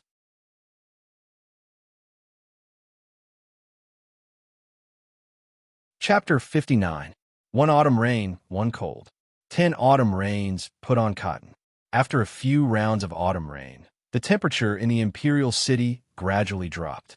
The autumn wind also began to turn bone-chilling. When Bufong woke up early in the morning, he was so cold that he did not want to leave his bed. After washing up, Bufong wrapped himself in a thick coat and opened the door. The cold wind quickly squeezed in and drilled into his back along his neck. He immediately felt a piercing chill. Bufong rubbed his hands and lightly sucked in a breath of cold air. Glancing at Blackie, who was lying on the ground, Bufong curled his lips. This lazy dog, it only knew how to sleep all day long. Why didn't it have any awareness of being a supreme spirit beast? Shouldn't it be standing majestically at the entrance to raise the store's prestige?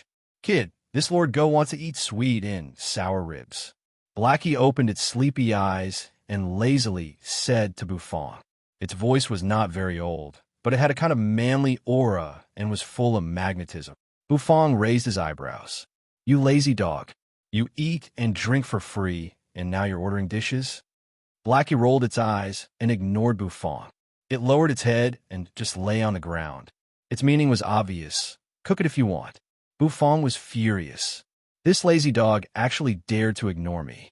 Isn't it afraid that I'll add a big spoon of abyssal chili sauce to the sweet and sour ribs? It's so spicy that you want to die.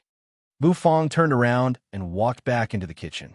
Even though he said that he did not want to help Blackie cook sweet and sour ribs, Blackie's help yesterday was still a great help. Therefore, Bufong reluctantly agreed to his request this time. He took out some of the main ingredients needed to cook sweet and sour ribs from the fridge. The ribs of the flying cloud pig, some starch, and a sauce. Bufong placed the rib on the wooden chopping board and waved his hand forward. Immediately, a kitchen knife that was flickering with a cold light spun in his hand. After twirling the knife for a few times, Bufong quickly slapped the back of the kitchen knife onto the rib. First, he patted the meat to loosen it up a little. This way, it would be easier to chop the meat. After practicing the meteor cutting technique for so many days, Bufong's cutting technique had also improved qualitatively. Only a flash of light could be seen as the kitchen knife ruthlessly chopped the tenderloin meat. The first time he cooked the sweet and sour ribs, Bufong found it very difficult to chop the meat. Now, with the improvement of his knife skill, chopping the meat became a lot easier. He chopped the ribs of the rushing cloud, boar brimming with spirit energy, into pieces and placed them into the starch paste that he had just prepared, causing every piece of meat to be wrapped in starch. He poured half a wok of oil into it and waited for the rising steam to burn his hands. I'll bring it back for my parents and grandfather to try, Ouyang Xiaoyi thought to herself. Xiaoyi, serve the dishes, Bufong calmly shouted when he heard the laughter coming from the store. He knew that Ouyang Xiaoyi had arrived. Hey! Ouyang Xiaoyi eagerly ran to the window and served the dishes that Fatty Jean and the others had ordered. After Fatty Jean and the others were satisfied with their meal, they paid the bill and left. Before leaving, they naturally gave each of them a serving of oyster pancake. Ji Qingxue elegantly walked over in a white robe. He was a regular customer of the store and always had a gentle smile on his face. Your Highness, what would you like to eat? Ouyang Xiaoyi asked.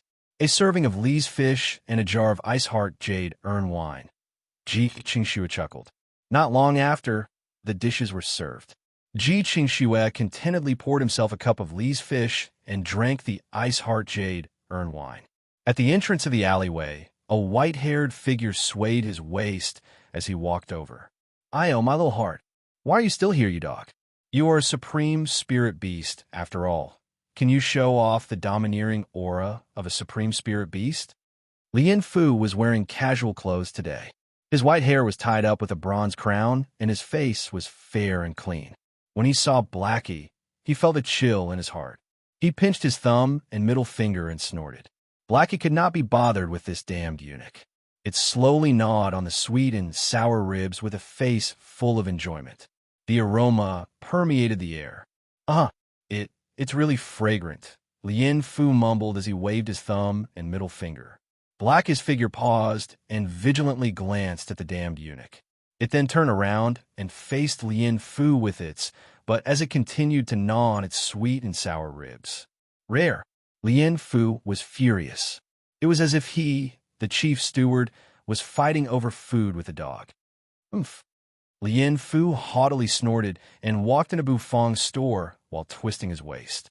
He did not come today to cause trouble, nor was he here to arrest anyone. He was here purely to buy groceries. His Majesty, the Emperor, had given him an imperial edict yesterday, instructing him to pack up all of the dishes in the store and bring them back for the Emperor to have a taste. If the taste was acceptable, Bufang would be recruited into the imperial palace. He's just a little chef in an alleyway. How could he compare to the chefs of the imperial kitchen? Lien Fu did not care about today's mission. Oh my, Your Highness, why are you here? Oh my, isn't this our General Ouyang's little princess?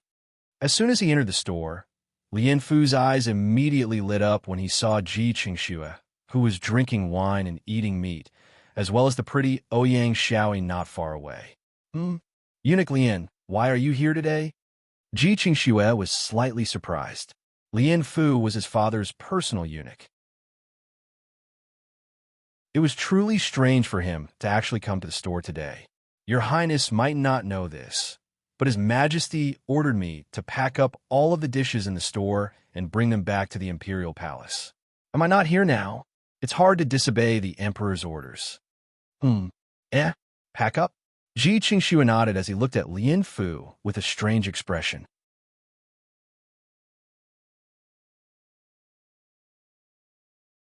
Chapter 60. Are you really here to pack? Ji Qingxue looked at Lien Fu with a strange expression, a trace of ridicule in his eyes. That's right, His Majesty said he wanted to eat, so I hurried over. Even though I don't think there's anything delicious about this store's dishes, could it be better than the Immortal Phoenix restaurant and the Imperial kitchen?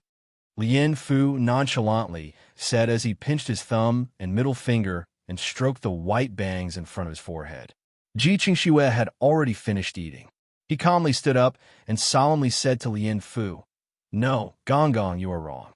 Owner Bu's culinary skills are definitely top-notch. His culinary skills are worthy of his asking price." Lien Fu was slightly taken aback. The third prince actually held this store in such high regard. It seemed like this store was quite capable. I hope so. Oh right, didn't His Majesty send you on an expedition against the sects? One of the third prince set off. Lien Fu seemed to have suddenly thought of something and asked Ji Qingxue. In a few days, Ji Qingxue seemed to be uninterested in this question. He lightly sighed and did not say anything else. After paying the crystals, he packed up an oyster pancake and left the store. Gong Gong, what do you want to eat? Ouyang Xiaoyi charmingly asked Lien Fu. Lien Fu twisted his waist, sat on a seat, crossed his legs, and asked with a smile, "What delicious food do you have here?" Ouyang Xiaoyi pointed at the wall behind Lien Fu and seriously said, "Gong Gong, look behind you. The menu is on the wall." Lien Fu was slightly taken aback. He turned around and immediately saw the menu, as well as the sky-high priced dishes. Oh, as expected of the black-hearted restaurant that is famous in the imperial city. A serving of egg fried rice for 10 crystals. This is simply faster than robbing people.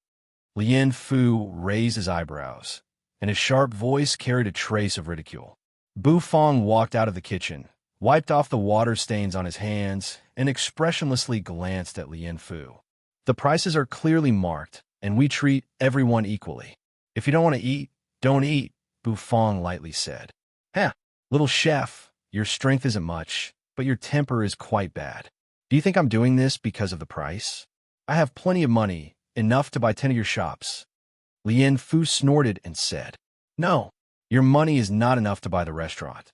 Bufang answered earnestly, "I'm not going to argue with a country bumpkin like you. Do you know how much I'm worth?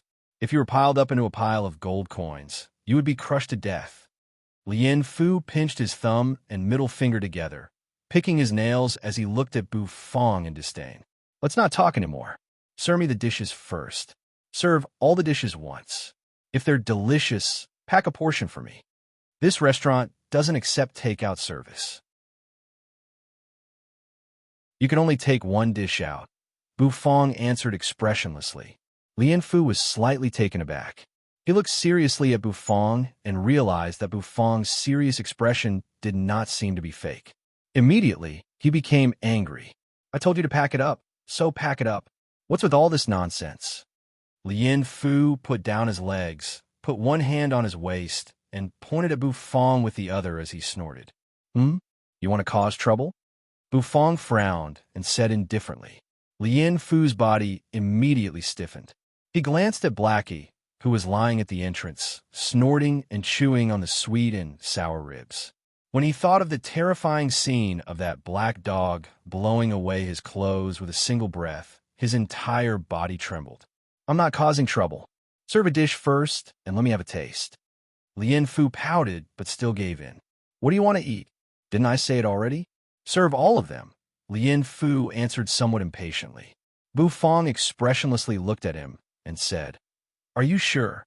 Lien Fu did not say anything else.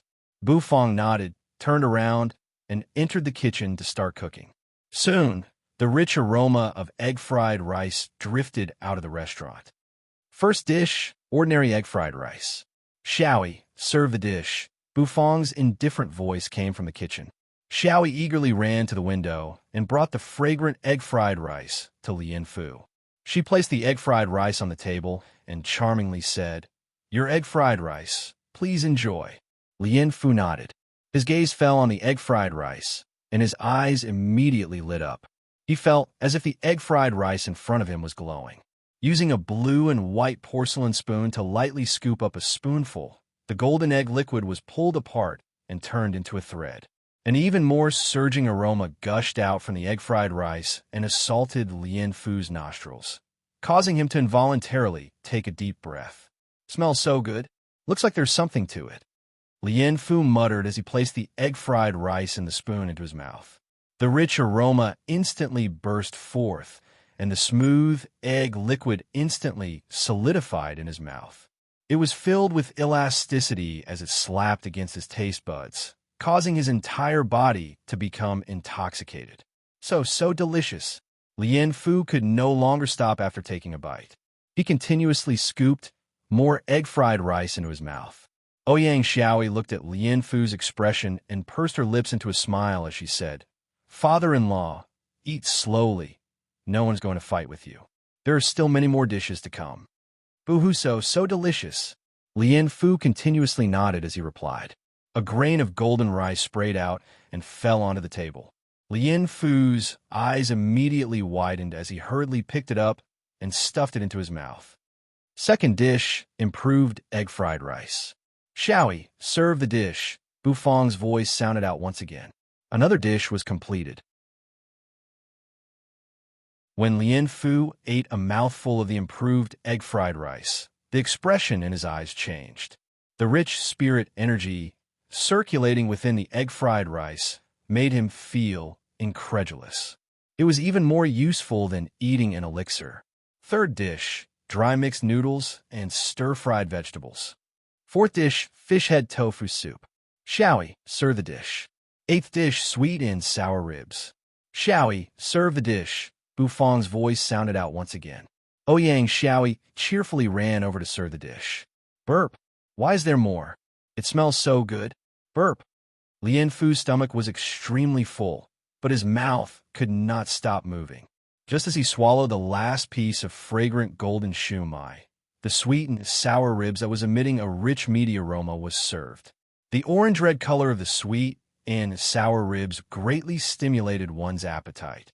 Even though Lien Fu had already eaten a lot of dishes, he still could not help but stretch out his chopsticks when he smelled the aroma. As a piece of sweet and sour ribs entered his mouth, the enchanting taste of the sauce spread in his mouth and instantly caused Lien Fu to become intoxicated by the rich meaty aroma of the ribs. So delicious. Lien Fu could not help but mutter as he stuck out his thumb and middle finger. Gong Gong, do you still think that the smelly boss's dishes are inferior to the immortal Phoenix restaurants? Ouyang Xiaoi asked in a calm and composed manner with her arms crossed as she looked at Lien Fu, who was completely captivated by the delicacies. After Lien Fu finished eating the sweet and sour ribs, he took out a handkerchief and lightly dabbed at his lips while occasionally burping. I admit it, burp, the taste is indeed not bad and is worthy of the price. Furthermore, these dishes contain a rich amount of spirit energy and can even assist in cultivation. The price is also considered fair, Lien Fu said as he smacked his lips and nodded. It's indeed not bad. I never thought that a little chef like you would actually have such culinary skills. It's my fault for underestimating you. Lien Fu sincerely praised as he glanced in astonishment at Bu Fong, who had just walked out of the kitchen. When someone praised his culinary skills, Bu Fong naturally gladly accepted it and nodded his head in response. Very good. Little chef, pack up another portion of these dishes for me, Lien Fu said. As Lien Fu spoke, he rubbed the jade pendant hanging on his waist. Immediately, numerous yuan crystals appeared. According to the store's rules, each person is only allowed to order each dish once. Takeout is not accepted. Oh, the only takeout dish allowed now is the oyster pancake, Bu Fong expressionlessly said as he glanced at the crystals on the table.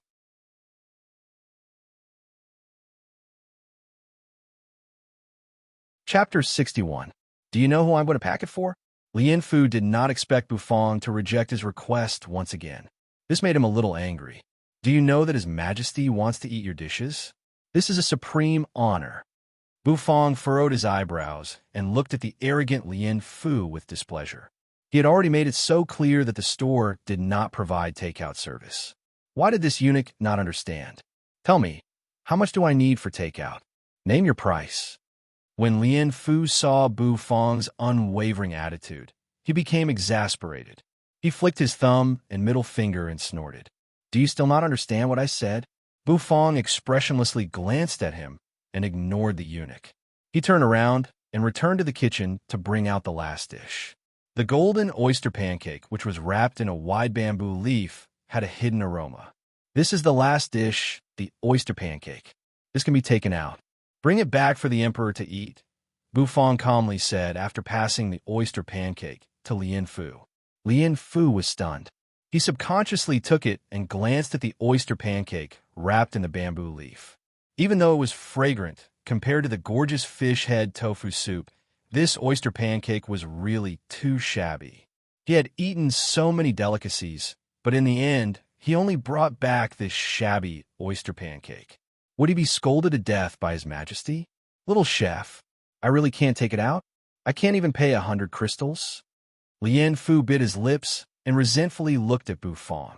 Bu Fong's entire body trembled.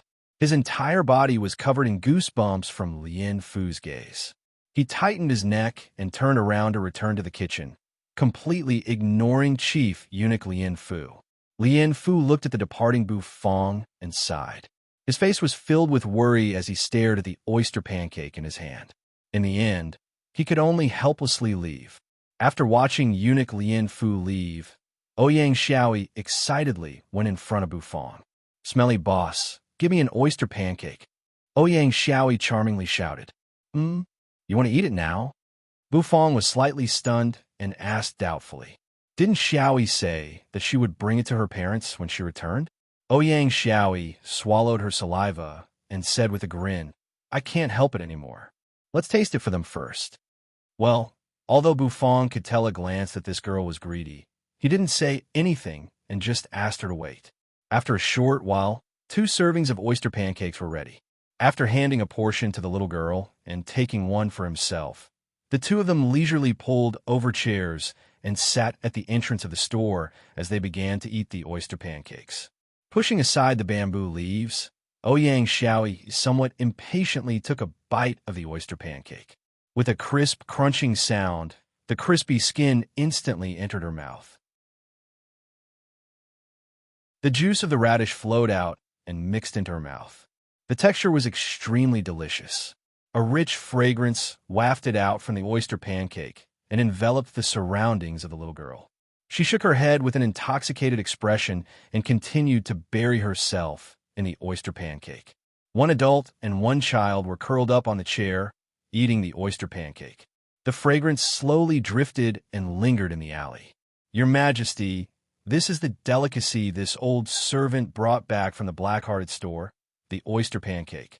Lien Fu was carrying a silver plate that was engraved with many exquisite patterns. 2 golden hemispherical oyster pancakes were placed on the silver plate. They were still emitting a little steam, and a faint fragrance lingered above them. Emperor Ji Chongfeng lightly stroked his long beard as he puzzledly looked at Lien Fu and asked, "Xiao Fu, didn't I tell you to take away all the dishes? Why did you only bring back such a small thing for me?" If the oyster pancake was not eaten, its appearance would not be very good. It looked a little like the lumps that commoners ate. When Lien Fu heard the emperor's question, his heart immediately trembled. With a long face, he complained, "Your Majesty, you might not know, but the owner of the black-hearted store said that the other dishes are not allowed to be taken away. The only dish that can be taken away is the oyster pancake." "Oh, then have you tasted the other dishes?" Ji Chongfeng gave Lien Fu a sidelong glance and lightly asked. "Yes, the taste was very good, especially the sweet and sour ribs." Your Majesty, this old servant was wrong. Lien Fu originally wanted to describe the delicacies at Bufang's store.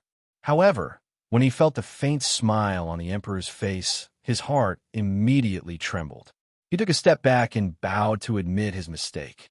It seems that the culinary skills of the owner of the store are pretty good. Otherwise, you would not praise him so highly. "Then today I will try this oyster pancake," Ji Chongfeng said. Lien Fu was immediately overjoyed. It was good that His Majesty did not blame him. He hurriedly straightened his body and passed the silver plate to Ji Chongfeng. He also took out a small silver dagger. Lien Fu rolled up his wide sleeves and held the small silver dagger. He gently cut an oyster pancake into 2 halves. After the oyster pancake, which originally had very little fragrance, was cut open, a rich fragrance instantly burst forth. It was as if a fragrant bomb had been stepped on. White juice flowed out from the cut and dripped on a half of the silver plate. When Ji Chongfeng smelled the aroma of the oyster pancake, his eyes immediately lit up.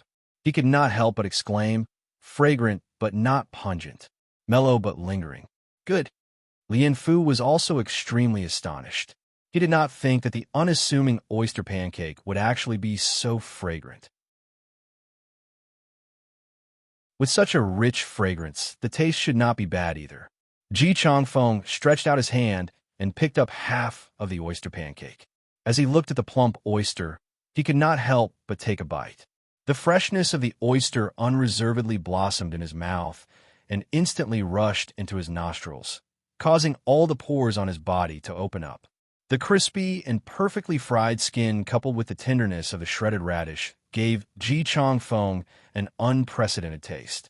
He could not help but exclaim in admiration, "Delicious! What a good oyster pancake!" Lien Fu swallowed his saliva. His heart was also filled with joy. He thought, "As long as your Majesty is happy. I'm just afraid that your Majesty will find this old servant to settle the score if you are unhappy." After half of the oyster pancake entered his stomach, Ji Chongfeng could not help but lick his lips. He wiped off the grease on his beard and picked up the remaining half of the oyster pancake. In a short while, he finished it. After he finished eating, Ji Chongfeng finally let out a sigh of relief with a satisfied expression on his face. "It's been a long time since I've had such a good meal.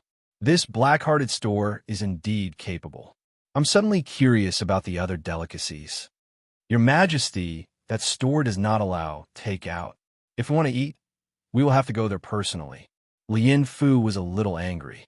"So what if I go there personally? This kind of delicacy is worth my time. Besides, doesn't that store have wine that's even better than my bejeweled nectar wine? I've always yearned for good wine.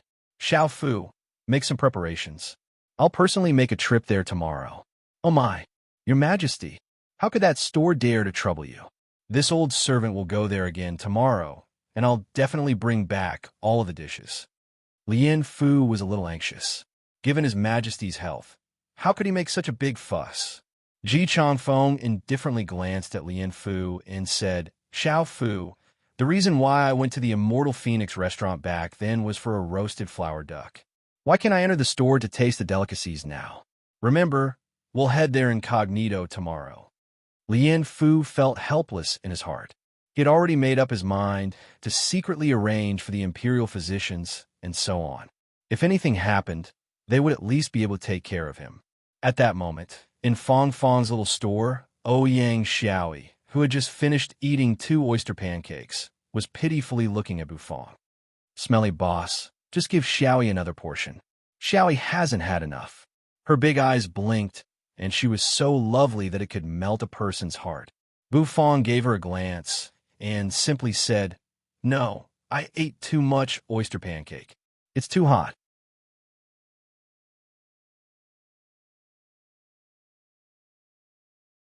Chapter 62. Host, Bufong gender. Male age, 20 true energy cultivation level. 3rd grade, has reached the level of releasing true energy. As the god of cooking in the fantasy world, future food will definitely require true energy. Young man, work hard. Cooking talent, unknown skills. Level 1 meteor cutting technique, 52 out of 100 tools. Fragment of the god of cooking set, 3/4. God of cooking overall rating. Apprentice chef can finally cook ingredients with true energy and start learning cutting techniques. The road to the god of cooking is open for you. Work hard, young man. Current sales volume of crystals, 2,880 crystals. True energy conversion, 720/1000. System level, 3 stars. True energy conversion ratio is at 25%. Customers are allowed to bring ingredients lower than 4th grade. The next morning, Bufong sleepily got out of bed. As he was washing up, his mind sank into the system and looked at the panel. After checking the progress of his true energy, he realized that he would be able to complete the upgrade soon. He was currently a 3rd grade battle maniac. Once he reached a value of 1,000 crystals, he would be able to reach battle spirit. At that time, his control of true energy would become more proficient. What exactly is that god of cooking set? I'm really curious. However, I've already collected 3 pieces. I should be able to collect all of them after the next upgrade. Bufong muttered to himself as he walked down the stairs.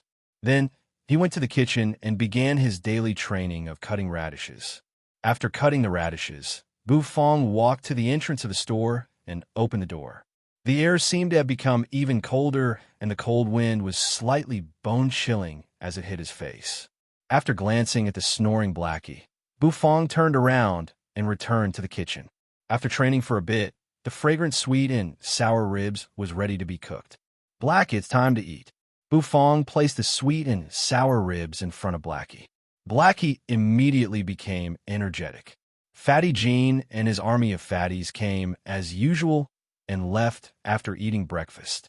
Coming to Bufong's place to eat seemed to have become a habit for them. Even though Bufong's dishes were expensive, Fatty Jean was a tycoon. He did not lack money. Ever since Xiao Yu was blown out of the store by Black's sneeze, he had never returned. It was as if he had completely evaporated from the imperial city. However, Bufong did not mind. At most, he felt that it was a pity that there was one less customer. In the alleyway, a bone-chilling autumn wind blew.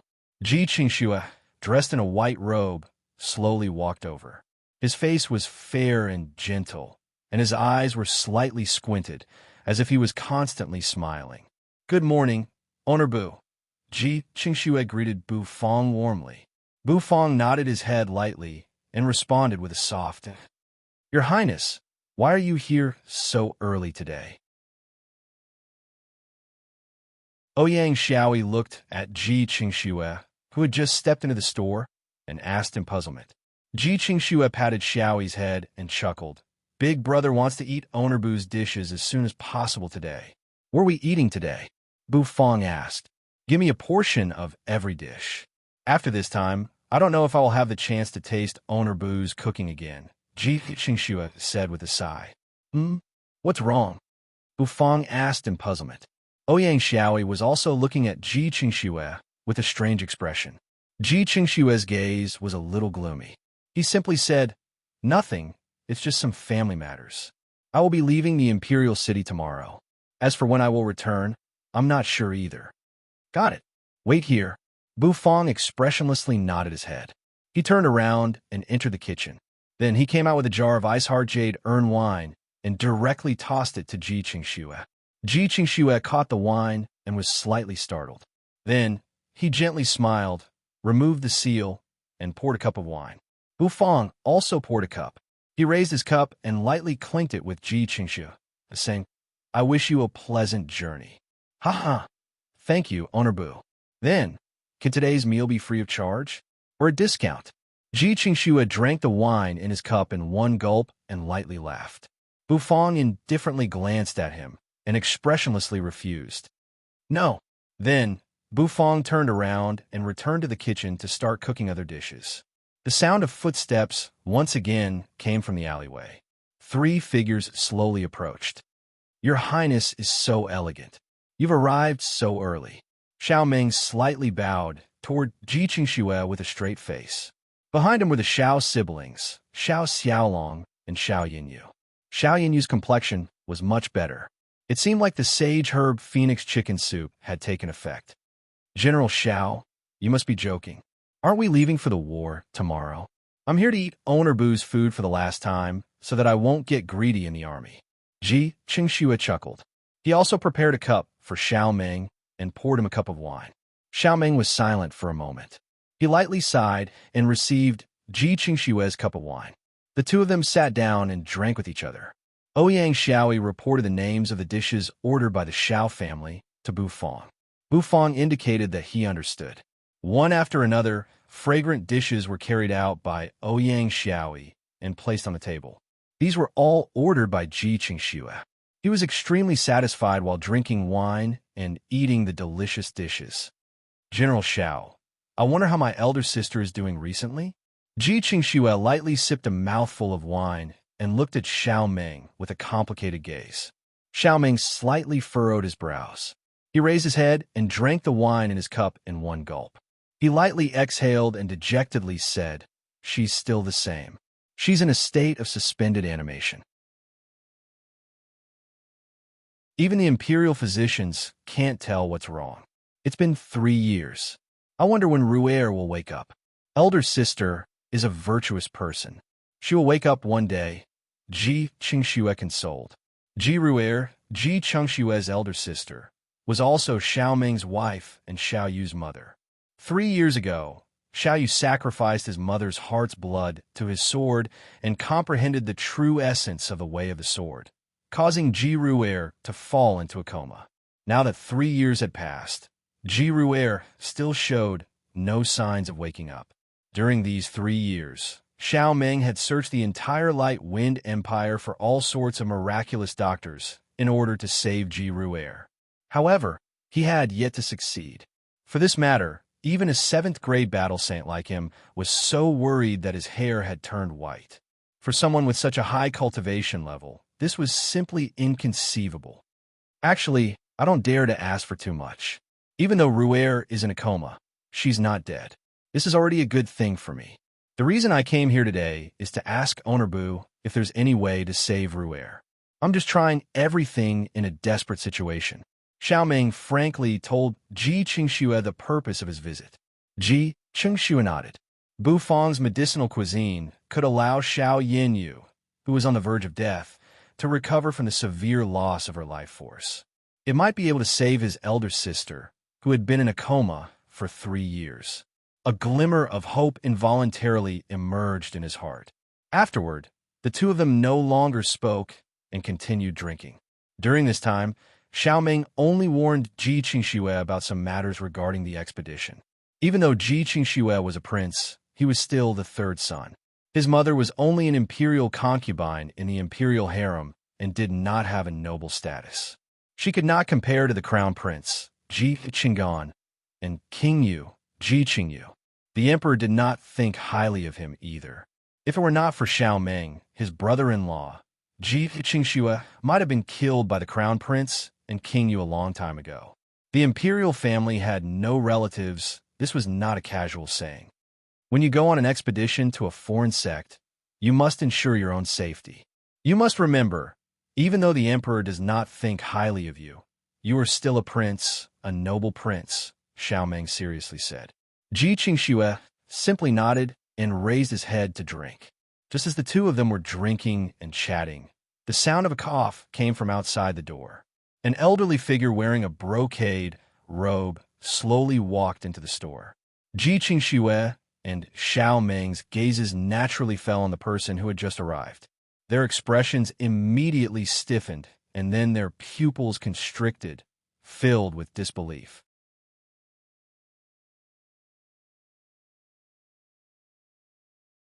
Chapter 63. Xiao Meng and Ji Qingxue stared at the newcomer in astonishment, their eyes filled with disbelief. "Your Majesty, why are you here?" Xiao Meng hurriedly stood up and walked forward to welcome him.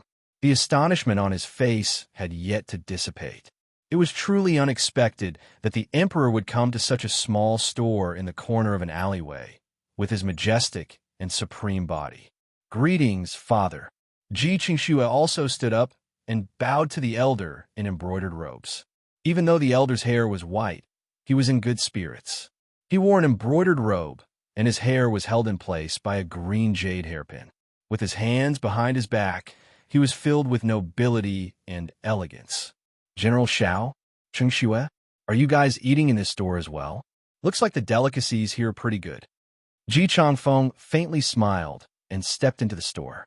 He coughed as he walked, and his body trembled, giving off the feeling that he had one foot in the grave. Xiao Meng hurriedly protected the emperor, fearing that something might happen to him. "Your Majesty, why did you leave the palace alone? It's not safe. Even though most of the experts from the sects in the imperial city have retreated, there might still be some lurking around," Xiao Meng said anxiously. The emperor waved his hand and faintly said, "It's fine. Ji Changfeng was a figure that intimidated the world back then. Even though I'm old, I'm not someone that any Tom, Dick, or Harry would dare to approach. Today, I'm only here to talk about delicacies and nothing else." The emperor sat on a chair and looked around. The store was not big. A few tables were neatly arranged, and the surroundings were decorated warmly. It was quite charming. The emperor twitched his nose, and his gaze fell on where Xiao Meng and Ji Qingxue were sitting. His eyes slightly brightened as he said, "This wine is really fragrant. Could this be the wine in this store that's even better than the bejeweled nectar wine?" "Yes, Your Majesty. This is a fine wine unique to this store, the Ice Heart Jade Urn Wine. One jar costs 15 crystals, Xiao Meng said with a nod. 15 crystals. That's not cheap. However, I'm a little impatient. Where's the owner? I want to see him and order some dishes, the emperor asked. Ouyang Xiaoi timidly looked at the emperor with her big round eyes. When she heard the emperor's words, she turned to the kitchen window and shouted, "Smelly boss, the emperor grandpa wants to see you." Who is it?" From the kitchen came the sound of stir-frying, mixed with Bu Fong's indifferent voice. "Grandpa Emperor," Ouyang Xiaoi repeated seriously. "Oh, let him wait." Bu Fong's indifferent voice drifted out from the room. His words, however, made Ouyang Xiaoi dumbfounded. The little lowly was so angry. Every time she talked to the smelly boss, she felt like she was going to vomit blood. The person who wanted to see him was the emperor, the number one person in the Light Wind Empire, the highest ruler of the Light Wind Empire. What did he mean by asking him to wait? When Ji Changfeng and the others heard the entire conversation between Bu Fong and Ouyang Xiaoi, their expressions were indescribably marvelous. Xiao Meng and Ji Qingxue didn't know whether to laugh or cry. This Ownerbu's temper was still as eccentric as ever. He didn't even give face to the emperor. Ji Changfeng, on the other hand, was amused. Normally, when chefs heard his name, they would come over to fawn over him. Unlike Bu Fong, who didn't even care about him. This owner has character. Ji Changfeng stroked his beard and smiled. Xiao Meng and Ji Qingxue also awkwardly smiled in agreement. Finally, after a few minutes, Bu Fong walked out of the kitchen with a plate of sweetened sour ribs in his hand. The rich aroma of meat wafted out from the dish and wafted through the entire store. The orange-red color of the sweet and sour ribs greatly increased one's appetite. "Your sweet and sour ribs, please enjoy," Bu Fong said as he placed the plate on Ji Qingxue's table. Then, He turned around and looked at the elderly man sitting on the chair. This person should be the Emperor Grandpa that Ouyang Xiaoyi mentioned. Hello, Emperor, Bufang expressionlessly said. Everyone was stunned. The Emperor was stunned for a moment, then stroked his beard and laughed. Hello, young man. Are you the owner of this store? What was the name of that dish just now? It smells really good. The Emperor had a gentle smile on his face as he looked at Bufang. He felt that this owner was very interesting. Oh, the name of this dish is sweet and sour ribs. It is currently the most expensive dish in the store, Bufang simply said. Sweet and sour ribs. The fragrance of sweet and sour ribs is intoxicating. It is indeed worthy of its name. Good. The Emperor nodded and chuckled. The menu is behind you. Tell me what you want to eat. There are only 3 jars of Ice Heart Jade Urn wine a day, and there's only 1 left, Bufang said as he pointed at the menu behind the Emperor. The Emperor was slightly taken aback. He turned his head and saw the extremely expensive menu on the wall. Interesting. A bowl of improved egg fried rice is actually sold for 10 crystals. Sweet and sour ribs is sold for 50 crystals each. Why is it so expensive? The Emperor frowned and lightly coughed a few times. Then he asked Bufang, I naturally have my reasons for selling the dishes at such a high price. The ingredients, processing, and cooking process of our store's delicacies are all strictly up to standard. Not only is the taste excellent, but it can also promote the circulation and growth of true energy within a cultivator's body. These prices are fair, Bufang expressionlessly said. Your dishes can promote cultivation.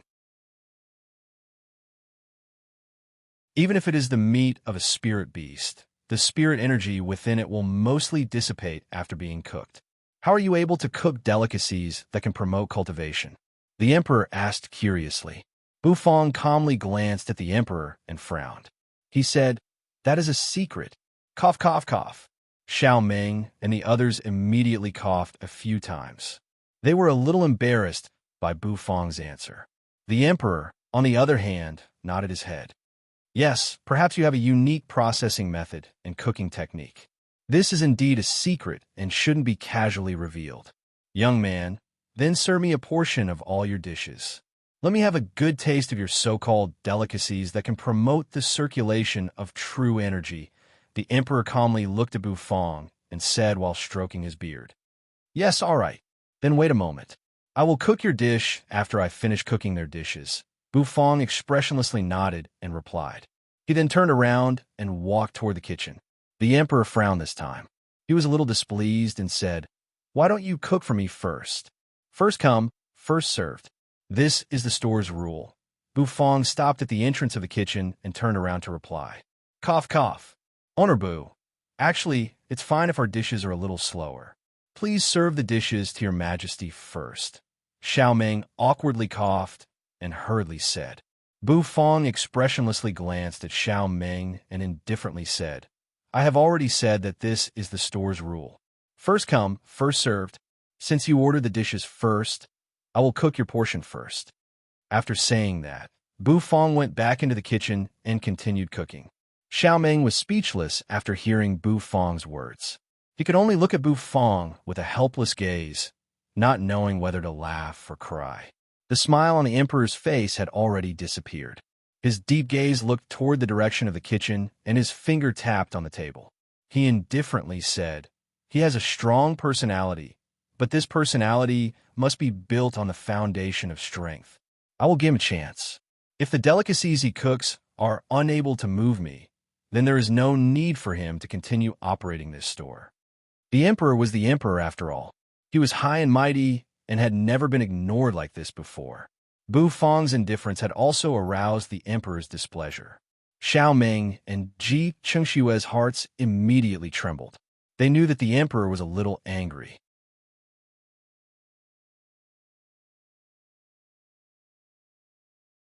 Chapter 64. The store suddenly became quiet. The pressure from the Emperor's contemplation caused Xiao Meng and Ji Qingxue to not even dare to breathe loudly. Emperor Changfeng was, after all, Emperor Changfeng.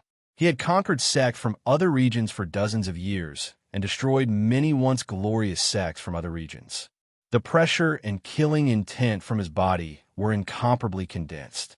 However, Xiaoming also slightly knitted his brows and softly reminded the emperor, "Your Majesty, don't forget the background of this store.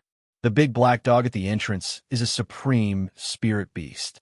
It would be a little difficult to destroy this store." The corners of the emperor's wrinkled face twitched. He glanced at Xiao Meng and calmly said, "Great General Xiao, I remember in your report that you mentioned that as long as we don't cause trouble in this store, the Supreme Being Spirit Beast won't make a move, right?" Xiao Meng was slightly startled. He did not understand why the emperor would ask this question. However, he still solemnly nodded and said, "Yes, Your Majesty." "Then it's simple. The rule of this store is that as long as no one causes trouble in the store, the Supreme Spirit Beast will not make a move. There are many ways to destroy this store, but there aren't many ways to prevent the Supreme Spirit Beast from making a move. However, it's not like there aren't any." The emperor's index finger lightly tapped on the table, emitting a deep tapping sound. Xiaoming's pupils slightly constricted. There were other ways? Could it be that His Majesty could find an expert in the Empire who could suppress the Supreme Spirit Beast? "General Xiao, you've been on expeditions all year round, so you naturally don't understand business struggles. Even if this store is overseen by a Supreme Spirit Beast, it is still a store after all. Furthermore, it has its own rules. As long as I give the order to ban the store, how can it continue to operate?" The emperor chuckled and reminded Xiao Meng. Xiao Meng came to a sudden realization, and his expression became interesting. "That's right. According to the pride of Supreme Spirit Beast, if no one caused trouble in the store, it would definitely not make a move. Commercial blacklisting was the simplest and most effective way to deal with it." "Ha! General Xiao, you don't have to worry too much. I was just making a casual remark. If Owner Bu's dishes could satisfy me, why would I ban him?" The emperor chuckled and stroked his long beard. "Xiaoyi, serve a dish." Just as everyone was discussing outside, Bu Fong finished another dish and called out to Xiaoyi, "Smelly boss, if your dishes can't satisfy Grandpa Emperor, he's going to ban your restaurant." Ouyang Xiaoyi said to Bu Fong in a low voice as she carried the dishes to him. Bu Fong expressionlessly nodded and nonchalantly replied, "Oh, smelly boss, aren't you worried?" Xiaoyi asked with a pout. She had come over to warn the smelly boss out of goodwill, but he actually had such an indifferent attitude. It was too infuriating. Bu Fong patted Xiaoyi's head and said with a smile, "Don't worry, no one's stomach can't be satisfied by this god of cooking's dishes." Ouyang Xiaoyi was stunned. She looked at Bu Fong, who was full of confidence, and her eyes were about to emit little stars. The confident smelly boss was really handsome. "Go ahead. Don't let the customers wait too long," Bu Fong said. Ouyang Xiaoyi nodded and eagerly carried the Li's fish toward Ji Qingshue's seat. "Your Highness, here's your Li's fish. Please enjoy," Ouyang Xiaoyi charmingly said as she placed the Li's fish on Ji Qingshue's seat. Ji Qingxue nodded and subconsciously glanced at the emperor. He discovered that the latter seemed to be attracted by the rich aroma of the Li's fish, which was a mixture of wine and fish. The emperor's gaze landed on the Li's fish. His wrinkled face slightly trembled as if he was swallowing his saliva. "Father, would you like to try it?" Ji Qingxue respectfully asked. When the emperor heard Ji Qingshue's words, he averted his gaze and indifferently said, "No need. You can eat it yourself. I've also ordered a dish. By the way, what's the name of this dish?" "Li's fish," Ji Qingxue respectfully explained. The emperor indifferently nodded and slightly closed his eyes, no longer paying attention to his surroundings. Ji Qingxue lightly sighed. His gaze toward the emperor was a little gloomy. He thought, "Why does father dislike me so much? I'm also your son, and I'm at the forefront of killing enemies. Why can't you show me even a little bit of concern?" Xiaoming also felt a little helpless. He walked back to Ji Qingshue's table and poured a cup of wine. He clinked glasses with Ji Qingsue, and the two of them drank it together. As the rich aroma of the dishes continuously wafted out from the kitchen, the emperor's tightly shut eyes trembled a little, and he finally opened them. "Father, I still have to participate in the expedition ceremony tomorrow. I'll take my leave first. Ji Qingxue had already finished his meal. He stood up and respectfully bowed to the emperor as he spoke in a calm tone. The emperor nodded and waved his hand, indicating that he could leave. Ji Qingxue took a deep look at the emperor's figure. His eyes narrowed, and he turned around to leave. His white robe fluttered like rolling waves. Xiaoyi, serve the dish. Bu Fang's voice once again came from the kitchen. Ouyang Xiaoyi's eyes lit up. She knew that it was her emperor grandfather's dish. She had waited for a long time to see the smelly boss's dish conquer her emperor grandfather. The improved egg fried rice was overflowing with a rich aroma. The light golden sticky egg liquid wrapped around the pearl-like rice grains seemed to be emitting a faint brilliance that mesmerized the eyes. Emperor grandfather, here's your improved egg fried rice. Ouyang Xiaoyi placed the egg fried rice in front of the emperor and looked at him with her big eyes filled with anticipation. Good, good. Little girl, why did you come to this store to work as a waitress? Did your grandfather agree to it as well? The emperor kindly smiled and gently said as he rubbed Ouyang Xiaoyi's head, If my grandfather dares to not let me come, I'll pull his beard. Ouyang Xiaoyi's eyes narrowed into a crescent shape as she giggled. The emperor laughed heartily. His gaze fell on the egg-fried rice in front of him. His gaze changed as he looked at it. As an emperor, he had very strict requirements for food. The imperial kitchen was set up in the imperial palace, and the chefs inside were all carefully selected from tens of thousands of chefs in the Light Wind Empire. They were all elites in the culinary world. He had eaten countless dishes, and his ability to appraise delicacies was also extraordinary. The egg-fried rice in front of him, not to mention the aroma, was completely captivated by its appearance. Unlike those traditional egg-fried rice, the egg liquid of Bu Fang's egg-fried rice was only 70 to 80% cooked. It was like the liquid was poured over the rice. Using the blue and white porcelain spoon to lightly scoop up a spoonful, the egg liquid was even pulled into a long thread. Steam rose from the gap that was scooped up, and the aroma assailed the nostrils. The aroma enveloped the entire person, as if he had fallen into an ocean of fragrance. When the egg-fried rice was sent into his mouth, the 80 to 80% cooked egg liquid instantly solidified and was filled with elasticity. It bounced on the tongue and the walls of the oral cavity, bringing about a peculiar taste. Gulp! After finishing the mouthful of egg-fried rice, the emperor could not help but scoop up another spoonful. It was a completely subconscious action. Smells so good. Delicious. The emperor's eyes completely lit up. It had been a long time since he had eaten such a delicacy. It was a delicacy that made all the pores on his body open up. While the emperor was enjoying the egg-fried rice, Ouyang Xiaoyi once again brought over another dish. It was a large celadon bowl filled with a rich fragrance of fish head tofu soup. The milky white soup swayed in the bowl, and the faintly discernible jade-like tofu shone brightly. The fish was tender and emitted the aroma of fish meat. Emperor Grandpa, eating egg-fried rice and drinking fish head tofu soup is the most comfortable thing. Come, try Xiaoyi's favorite fish head tofu soup. When Ouyang Xiaoyi saw the emperor's intoxicated expression, her heart bloomed like a flower. She was extremely happy.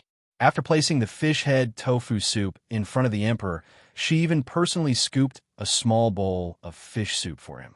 The milky white fish soup emitted a rich fragrance, and when paired with the fragrance of the egg-fried rice, the emperor immediately felt hungry. This fish soup is good. After tasting a mouthful of the fish soup, the freshness of the fish and the fragrance of the tofu blossomed on the tip of his tongue at the same time. They pervaded and covered his taste buds, causing him to involuntarily cry out in praise. Xiao Meng, who was in the distance, let out a long sigh. As long as your majesty is happy, then it's fine. As long as your majesty is happy, then you won't think about sealing Honorbu's store. That way, you won't have to face a supreme spirit beast, and everyone will be happy.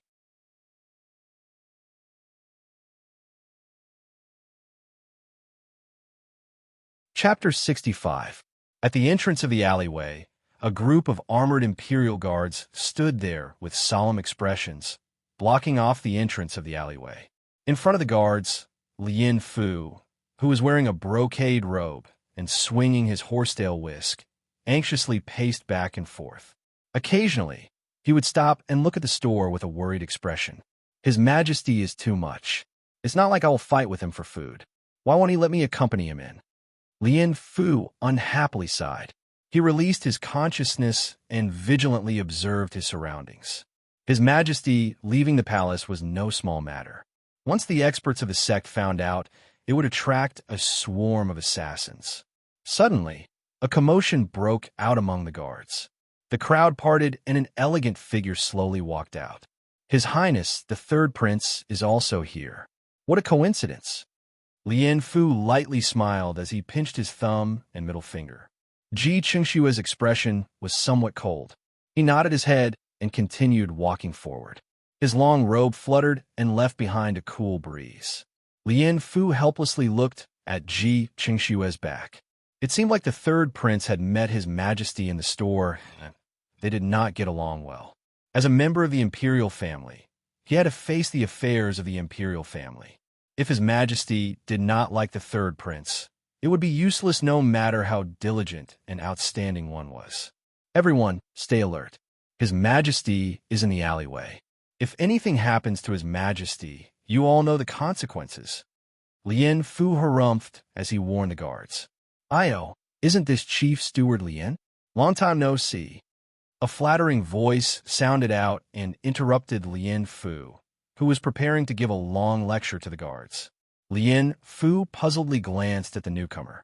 The person before him was skinny with a protruding mouth and monkey cheeks. He was wearing a gorgeous brocade robe and a belt inlaid with green jade hung from his waist. His fingers were covered with sparkling rings, and he looked like a rich man. You are? Lien Fu puzzledly asked. He did not seem to know such a vulgar old man. Chief Steward Lien, have you forgotten about me? I am the owner of the Immortal Phoenix restaurant. Didn't His Majesty come to eat the roasted flower duck last time? I was the one who personally served that dish. The newcomer did not seem to mind that Lien Fu did not remember him at all as he squinted his eyes and smiled. Oh, you're that thing called Qian. Qian something? Lien Fu narrowed his eyes and pointed at the man with his thumb and middle finger trembling. Eunuch, my name is Qian Bao, the man reminded him. Lien Fu came to a sudden realization. He nodded and said, That's right, it's Qian Bao. Io, what is the owner of the Immortal Phoenix restaurant doing here? I was just passing by and came over to greet you when I saw you. It's been a long time since you've eaten at the Immortal Phoenix restaurant. When will you do me the honor? Your presence brings light to our humble Immortal Phoenix restaurant. Qian Bao smiled brightly. The dishes at the Immortal Phoenix restaurant were indeed pretty good and could be considered as a first-class restaurant in the Light Wind Empire. However, ever since Lien Fu ate the dishes cooked by Bu Fong, he felt that even the dishes from the Imperial kitchen were tasteless. Why would he go to the Immortal Phoenix restaurant to eat? Aside from Immortal Phoenix restaurant's signature dish, roasted flower duck, the other dishes were not up to par. Oh, I'll go there when I'm free. Lien Fu nodded absent-mindedly and answered perfunctorily. Ah, all right, then I'll respectfully await your arrival. The smile on Qian Bao's face never faded.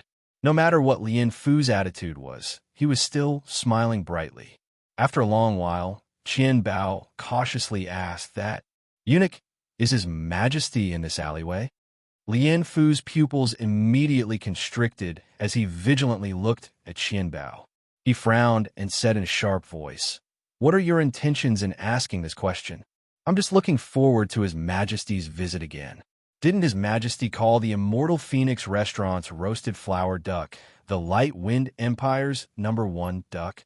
I'm just wondering when His Majesty will come to taste the Immortal Phoenix restaurant's cooking again. Qian Bao hurriedly said while waving his hands. If His Majesty wants to eat it, he will naturally send someone to fetch it. What's the hurry? You may leave. Lien Fu gave Qian Bao a glance and lightly snorted. Qian Bao nodded his head and left with a smile on his face. Then, He turned around and left. After taking a few steps, the smile on his face gradually faded and was quickly replaced by a gloomy expression. The black-hearted store in the alleyway. Even His Majesty has personally come here. I was wondering why all the esteemed customers had disappeared recently. It turns out that they were attracted by this small store. Qian Bao muttered with a gloomy expression. How dare you steal my Qian Bao's business? I won't let you get away with it. It's just a small restaurant in a small alley. It must be relying on the reputation of a dish. Oomph. When that reputation is ruined, I want to see how you're going to steal my business. Grandpa Emperor, this is Li's fish. Please enjoy. She placed the Li's fish in front of the emperor. The aroma of the wine spread in all directions, causing the emperor to take a deep breath. Fragrant Li's fish, so fragrant. The emperor praised and impatiently picked up the pink fish with his chopsticks. As soon as the fish entered his mouth, the taste of distiller's grains and the fragrance of the fish exploded, enveloping his taste buds and intoxicating him. Grandpa Emperor, this is the golden shumai. Please enjoy. Another dish was served, and the interior of the store was completely enveloped by the aroma. The emperor could not stop eating, and his mouth was constantly chewing. It had been a long time since he had tasted such intoxicating delicacies. Wiping away the grease on his beard, the emperor's eyes stared at the top-grade dishes that were served one after another. His face was filled with joy. To a glutton, tasting delicious food was the happiest experience in his life. Xiaoi, didn't you say that there's a wine in the store that is even better than the Imperial Palace's bejeweled nectar? Why don't I see it? The emperor curiously asked Xiaoi as he picked up a piece of sweet and sour ribs and stuffed it into his mouth with a face full of enjoyment. There is. Grandpa Emperor, please wait. Ouyang Xiaoi grinned and cheerfully ran to the kitchen window. Smelly boss, hurry up and bring out the ice-hard jade urn wine. Grandpa Emperor wants to taste it, Ouyang Xiaoi said to Bufang. After Bufang finished cooking the last dish, he wiped off the water on his hands and nodded. He asked Ouyang Xiaoi to serve the last dish of stir-fried vegetables while he took out the last jar of ice-hard jade urn wine from the cupboard. Holding the ice-hard jade urn wine, Bufang walked out of the kitchen. After placing the jar of wine in front of the emperor, Bufang found a seat and sat down. He calmly asked the emperor, "What do you think? Do you still want to ban the store?" The emperor curiously picked up the green vegetables that seemed as if they had never been cooked. When he heard Bufang's question, a hint of awkwardness flashed across his face. However, this awkwardness quickly disappeared. After taking a bite of the vegetables, the warm vegetable juice immediately gushed out of his mouth, and the fragrance of the vegetables lingered in his mouth. This is stir-fried vegetables. The emperor was extremely astonished after taking a bite. As you can see, this is just a stack of stir-fried vegetables. It's just that a special cooking technique was used during the stir-frying process, Bufang calmly said. As Bufang spoke, he removed the clay seal on the jar of wine and poured a cup of wine for the emperor. He pointed his finger at the cup, indicating that the emperor could taste it. The emperor's eyes immediately lit up. The fragrance of the ice-heart jade urn wine had already lured out the liquor worm in his body. He was craving for it. He picked up the blue and white porcelain cup and took a small sip. The spicy taste flowed into his tongue along his lips and suddenly blossomed, causing the emperor's entire body to tremble and the wrinkles on his face to jump. After drinking the wine in the cup in one gulp, the emperor smacked his lips and lightly exhaled. His face was filled with intoxication. The rumors are indeed true. The ice-hard jade urn wine is indeed more delicious than my bejeweled nectar wine. I have lived for so many years, yet I only manage to drink this kind of fine wine when I am halfway into the grave. Is this a punishment or a reward from the heavens? The emperor squinted his eyes and sighed, not knowing whether to laugh or cry. With this kind of fine wine and this kind of delicacy, if I still shut down Ownerbu's shop, then I would really be an old fool.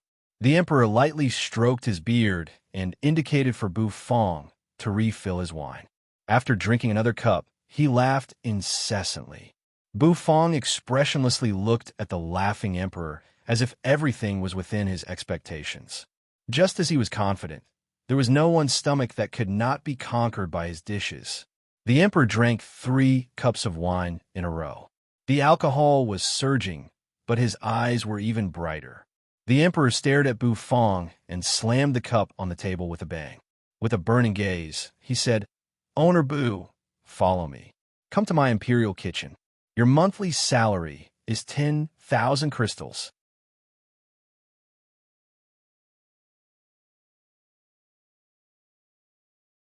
Chapter 66. If you work for me, your monthly salary will be 10,000 crystals. The emperor looked at Bu Fong with a burning gaze. He extended a finger and shook it as he spoke with a smile. Bu Fong looked at the emperor expressionlessly. He paid no attention to the emperor's shaking finger. His eyes were slightly blank as he thought, How much did the emperor say I would be paid? 10,000 crystals? Host, as the god of cooking who wishes to stand at the top of the food chain in the fantasy world, your pure goal should not be tainted by external factors. You must be firm in your heart. Neither wealth nor poverty can be swayed. Use your own hands to create a beautiful future. The system solemnly and seriously poured a bowl of chicken soup for Bu Fong, whose heart was already wavering. The corners of his mouth twitched, and the beautiful fantasy in his heart was shattered. Bu Fong looked at the emperor coldly, without looking sideways. He calmly said, "Why should I work for you?" The confident smile on the emperor's face immediately froze. He frowned and said, "Because I am the emperor. I am the emperor. Do you think I am not qualified to hire you as my imperial chef? How many chefs in the world fight to enter the imperial kitchen and obtain the opportunity to cook for me? Is the emperor that awesome? Whoever wants to go can go." Bu Fong calmly said with a calm gaze. He was neither arrogant nor overbearing. It was as if he was stating an ordinary matter. The emperor was immediately stunned. Xiao Meng, who had been watching the two from afar, was also slightly startled. The emperor came back to his senses. The corners of his mouth twitched. In the whole world, perhaps only Bu Fong dared to speak to him like this. However, he really could not do anything to Bu Fong within the store. "Don't waste your energy. I will not be recruited by anyone. If you want to eat, come to the store. As for the so-called imperial kitchen, I have no interest in it at all," Bu Fong calmly said. He stood up and spoke calmly as if he was drinking water. The emperor gave Bu Fong a deep look and nodded. He did not ask any more questions. Some things only needed to be asked to know the answer. What an ambitious chef. The emperor sighed in his heart and did not say anything else. He narrowed his eyes and enjoyed the comfortable beauty brought about by the Ice Heart Jade Urn wine. After eating for a while, the emperor finally finished his meal. He wiped his beard, and the wrinkles on his face seemed to come alive. "Very good, very delicious. It's been a long time since I've eaten such a delicious dish. I should reward it." The emperor stroked his beard and said, "As for what to reward, it's a little hard to decide." Bu Fong was stunned on the spot. He didn't expect the emperor to do something like this. The emperor stood with his hands clasped behind his back. After sweeping his gaze across the clean and tidy store, a mysterious smile suddenly appeared on his face. "Owner Bu, I have already thought of a reward for you. Ordinary crystals are too common, and you won't be able to use some expensive elixirs. I see that your store doesn't have a signboard, so why don't I give it a name?" The emperor looked at Bu Fong benevolently.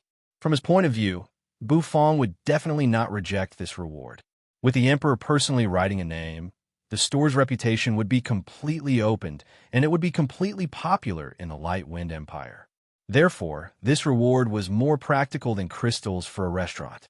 Host, the interior decorations of the store are all done by the system. The system has already started preparing the signboard, so the host is not allowed to accept other people's signboard nominations. The system solemnly and seriously informed Bu Fong of a cruel reality. Bu Fong knew that with the system's arrogant nature, there was no way it would allow him to receive such a generous reward. "Thank you for your kindness. If you like the store's dishes, you can come visit often. As for the nomination, there's no need for it. The store's renovation is very good, so there's no need to change it," Bu Fong expressionlessly said. He ignored his conscience and once again rejected the emperor's kind intentions. The emperor really felt very embarrassed.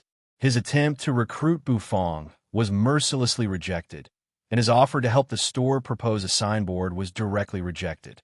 This black-hearted store was indeed extremely arrogant, but at least they had the capital to be arrogant.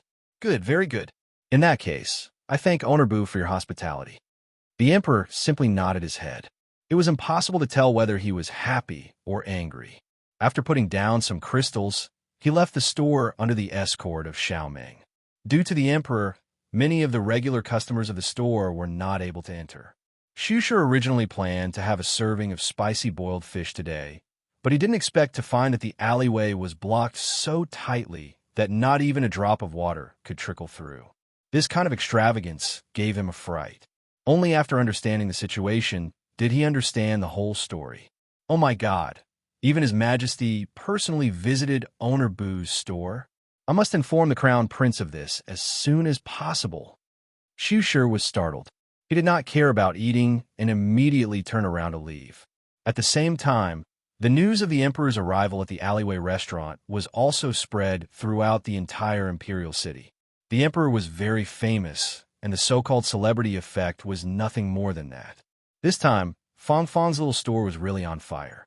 Borrowing the emperor's name, the store became completely famous within the imperial city.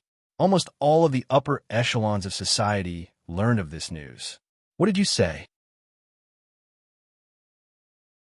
Father really personally went to the store? In the majestic palace on the left side of the gate of heavenly mystery, Shusher truthfully reported the news to the Crown Prince. The Crown Prince's pupils slightly constricted, and he abruptly stood up. Yes, Your Highness.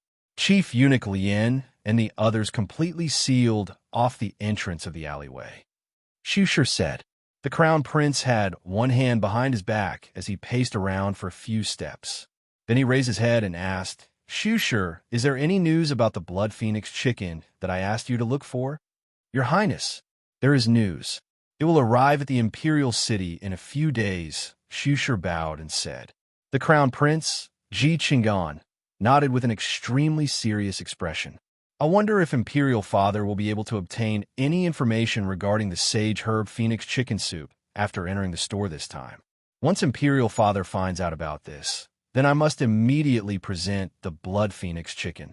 If Imperial Father doesn't know about this, then I will bring my own ingredients and ask Owner Boo to cook a portion of Sage Herb Phoenix chicken soup for me as a sign of filial piety. The Crown Prince rubbed his fingers, and the corner of his mouth slightly curled up. King Yu's manor, the center of the garden. King Yu, Ji Qingyu, was wearing casual clothes with his hair draped over his shoulders. He was holding onto a handful of crystal fragments as he strolled around the pond in the center of the garden. From time to time, he would grind some crystal fragments and throw them into the pond.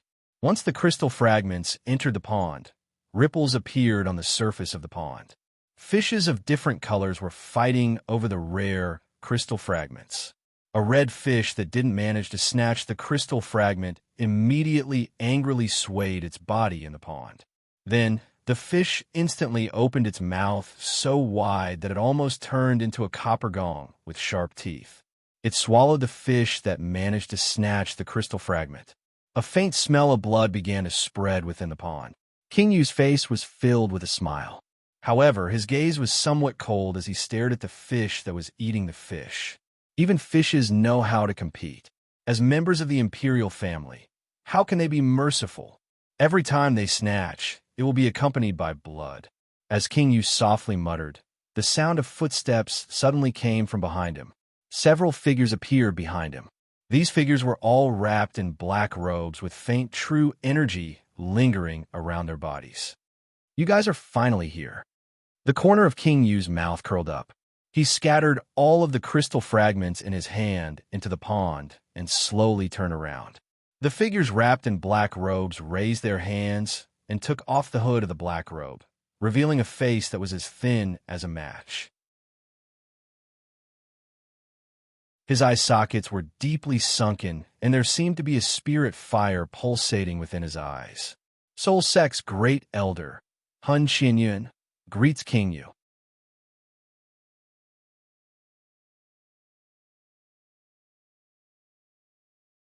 Chapter 67. The weather was getting colder and colder. It was as if the late autumn had turned into winter in an instant.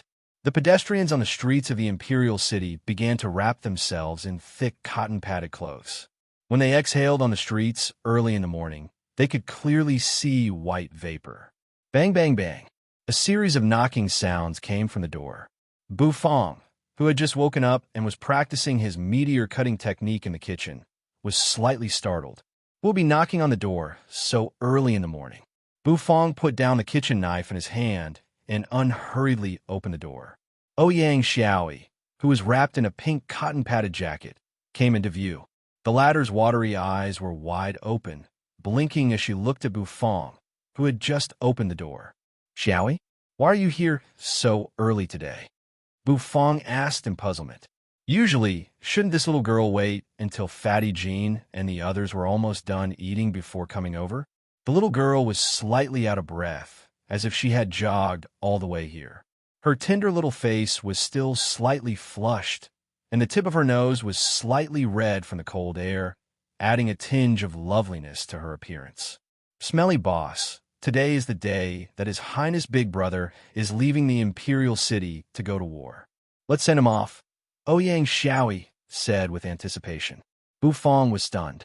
He seemed to remember that Ji Qingxue said yesterday that he would leave the Imperial City today to go to war with the sects outside the city. After thinking about how Ji Qingxue had been taking care of his business for the past few days, Bu Fong did not reject Ouyang Xiaoi and nodded instead. "Wait for me," Bu Fong said calmly. Then he turned around and went back into the store. After a while, he came out with a wooden board. On the board was written, "Closed for today." After hanging the wooden board on the door of the store, Bu Fong squatted down and stroked Black's smooth and clean fur. He then closed the store and left with Ouyang Xiaoi. Bu Fong was wearing a cashmere robe that was tightly wrapped around his body. A dark gray scarf was wrapped around his neck so that the cold wind could not enter his back through the gaps of his neck. Ouyang Xiaoi didn't expect Bu Fong to agree to send her off so readily. She originally just wanted to give it a try when she asked Bu Fong. She was already prepared to be rejected. However, the results were often somewhat unexpected. The two of them walked to the entrance of the alleyway and saw the two good-looking siblings, Xiao Xiaolong and Xiao Yinyu, standing not too far away. Xiao Yinyu's face was covered by a veil, and her peerless appearance could not be clearly seen. Her temperament was simple and elegant, as if she was a fairy that had descended to the mortal world. Her injuries were almost healed, and she could basically go out without any hindrance. When Xiao Xiaolong saw Bu Fong and Ouyang Xiaoi, he waved his arms from afar. Standing in the cold winter, the two siblings were both wearing white fur coats, fully revealing their noble temperament. Coupled with their nature-defying appearance, they were indeed a beautiful scene on the street. "Owner Bu, you actually agreed to come with us to send His Highness off?" Xiao Xiaolong widened his eyes in surprise as he looked at Bu Fong, his face filled with disbelief. Previously, when Ouyang Xiaoi said that she wanted to ask Bu Fong, he thought that with Bu Fong's cold and aloof personality, he would definitely not agree. However, reality ruthlessly slapped him in the face. "Why? Is it strange?" Bu Fong expressionlessly looked at Xiao Xiaolong and said. Xiao Xiaolong immediately smiled awkwardly and did not say anything else. Beside him, Xiao Yinyu's pair of charming eyes fell on Bu Fong. After a long while, she slightly bowed and gently said, "Thank you, Owner Bu, for saving my life." Bu Fong nodded his head, and the four of them immediately became silent. Then they left the alleyway and walked toward the main street of the Imperial City. The morning wind was slightly bone-chilling. Bu Fong tightened the scarf around his neck and curiously looked around. He rarely left the store, and his impression of the Imperial City was still very vague. Even though he had stayed in the Imperial City for almost 2 months, Bu Fong was still not the slightest bit familiar with the streets of the Imperial City. As the sky gradually brightened, hawkers continuously appeared on both sides of the street. They exhaled white gas and curled their bodies as they continuously called out to sell their wares in the cold wind. The shop assistants on both sides of the street were also opening their doors with sleepy eyes and yawns. The imperial city, which had slept for an entire night, was gradually waking up under the morning light. Bufong did not conceal his curiosity. Ouyang Xiaoyi cheerfully introduced the surrounding objects and buildings to Bufong. Is that the Immortal Phoenix restaurant? Known as the #1 restaurant in the imperial city? Bufong suddenly pointed at a gorgeous 3-story building in the distance and said. Ouyang Xiaoyi and the other two were slightly stunned and then nodded their heads. Ouyang Xiaoyi pointed at the 3 flamboyant words on the entrance of the Immortal Phoenix restaurant and charmingly said, "Smelly boss." Those 3 words were suggested by Grandpa the Emperor himself. Bufong looked over and saw that the 3 words were indeed full of meaning. The Emperor's calligraphy was pretty good. Unfortunately, if it was not for the system's rejection, he might have agreed to the Emperor's request back then. That was because he had long wanted to get a signboard for the store. Abrupt mission. Host, please taste the 13 dishes of the Immortal Phoenix restaurant today and evaluate the quality of each dish. Find the 3 flaws in each dish. A successful person needs to learn from the strong and make up for the weak. Young man, use your picky tongue to find fault with the Immortal Phoenix restaurant. Mission reward: 10% true energy cultivation progress and an advanced cooking method for any dish of the Immortal Phoenix restaurant. Just as Bufong was sizing up the Immortal Phoenix restaurant, the system's solemn and earnest voice resounded in Bufong's mind, causing Bufong to be dumbfounded. Another abrupt mission? Was he going to use his tongue to find fault this time? Fine. This mission was indeed very systematic. However, the principle of learning from the strong and making up for the weak was not wrong. Even though Bufong had the system, it was indeed not good for Bufong, who wanted to grow into the god of cooking who stood at the top of the food chain in the fantasy world. Furthermore, the abrupt mission reward this time was very tempting to Bufong. 10% true energy cultivation progress and a new cooking method for a dish. If his true energy cultivation progress was increased by another 10%, he would soon be able to break through to 4th grade battle spirit. At that time, the system would be upgraded and more functions would be unlocked. Smelly boss, what are you daydreaming about? Let's hurry up, or else we won't be able to send off Big Brother His Highness, Ouyang Xiaoyi said as she tugged at Bufong's cashmere robe. Bufong returned to his senses and nodded his head. He once again took a deep look at the Immortal Phoenix restaurant and then followed Ouyang Xiaoyi and the others as they walked along the broad main street of the imperial city. Soon, the 4 of them arrived at the city gate. On both sides of the city gate stood rows of soldiers wearing metal armor. Their expressions were solemn, and their bodies were emitting an extremely somber aura. Their faces were expressionless. Outside the city gate, there were even more military formations lined up. These soldiers were the 3rd Prince's soldiers, and they were there to protect him when he went on an expedition against the sects outside the city. Today, Ji Qingxue was not wearing his usual scholarly white robe. Instead, he was dressed in military attire. He wore metal armor and a metal helmet on his head. His handsome face was no longer as gentle as usual. Instead, it was filled with a cold and somber aura. Thank you, Owner Bu, for sending me off. I am overwhelmed by your favor. When Ji Qingxue saw that Bufong had actually appeared to send him off, he was slightly surprised and felt a little warm in his heart. Your Highness, during this expedition, you must take care of your body. Your health is more important than anything else. Remember, you are still a prince. Xiao Meng solemnly warned. The expedition against the sects outside the city was not a joke. It was extremely dangerous, and the slightest carelessness could lead to the annihilation of the entire army. After all, the sects outside the city were all experts who cultivated true energy. Even though the Empire's army was powerful, a mighty dragon could not suppress a snake in its den. Emperor Changfeng had been fighting against the sects outside the city for so many years, and yet he was still unable to completely exterminate them. Ji Qingshuan nodded his head. He turned around and sat on a blood-brown, single-horn horse.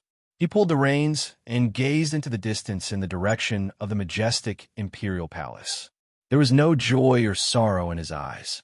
The orderly army slowly moved away from the imperial capital, slowly disappearing into the horizon.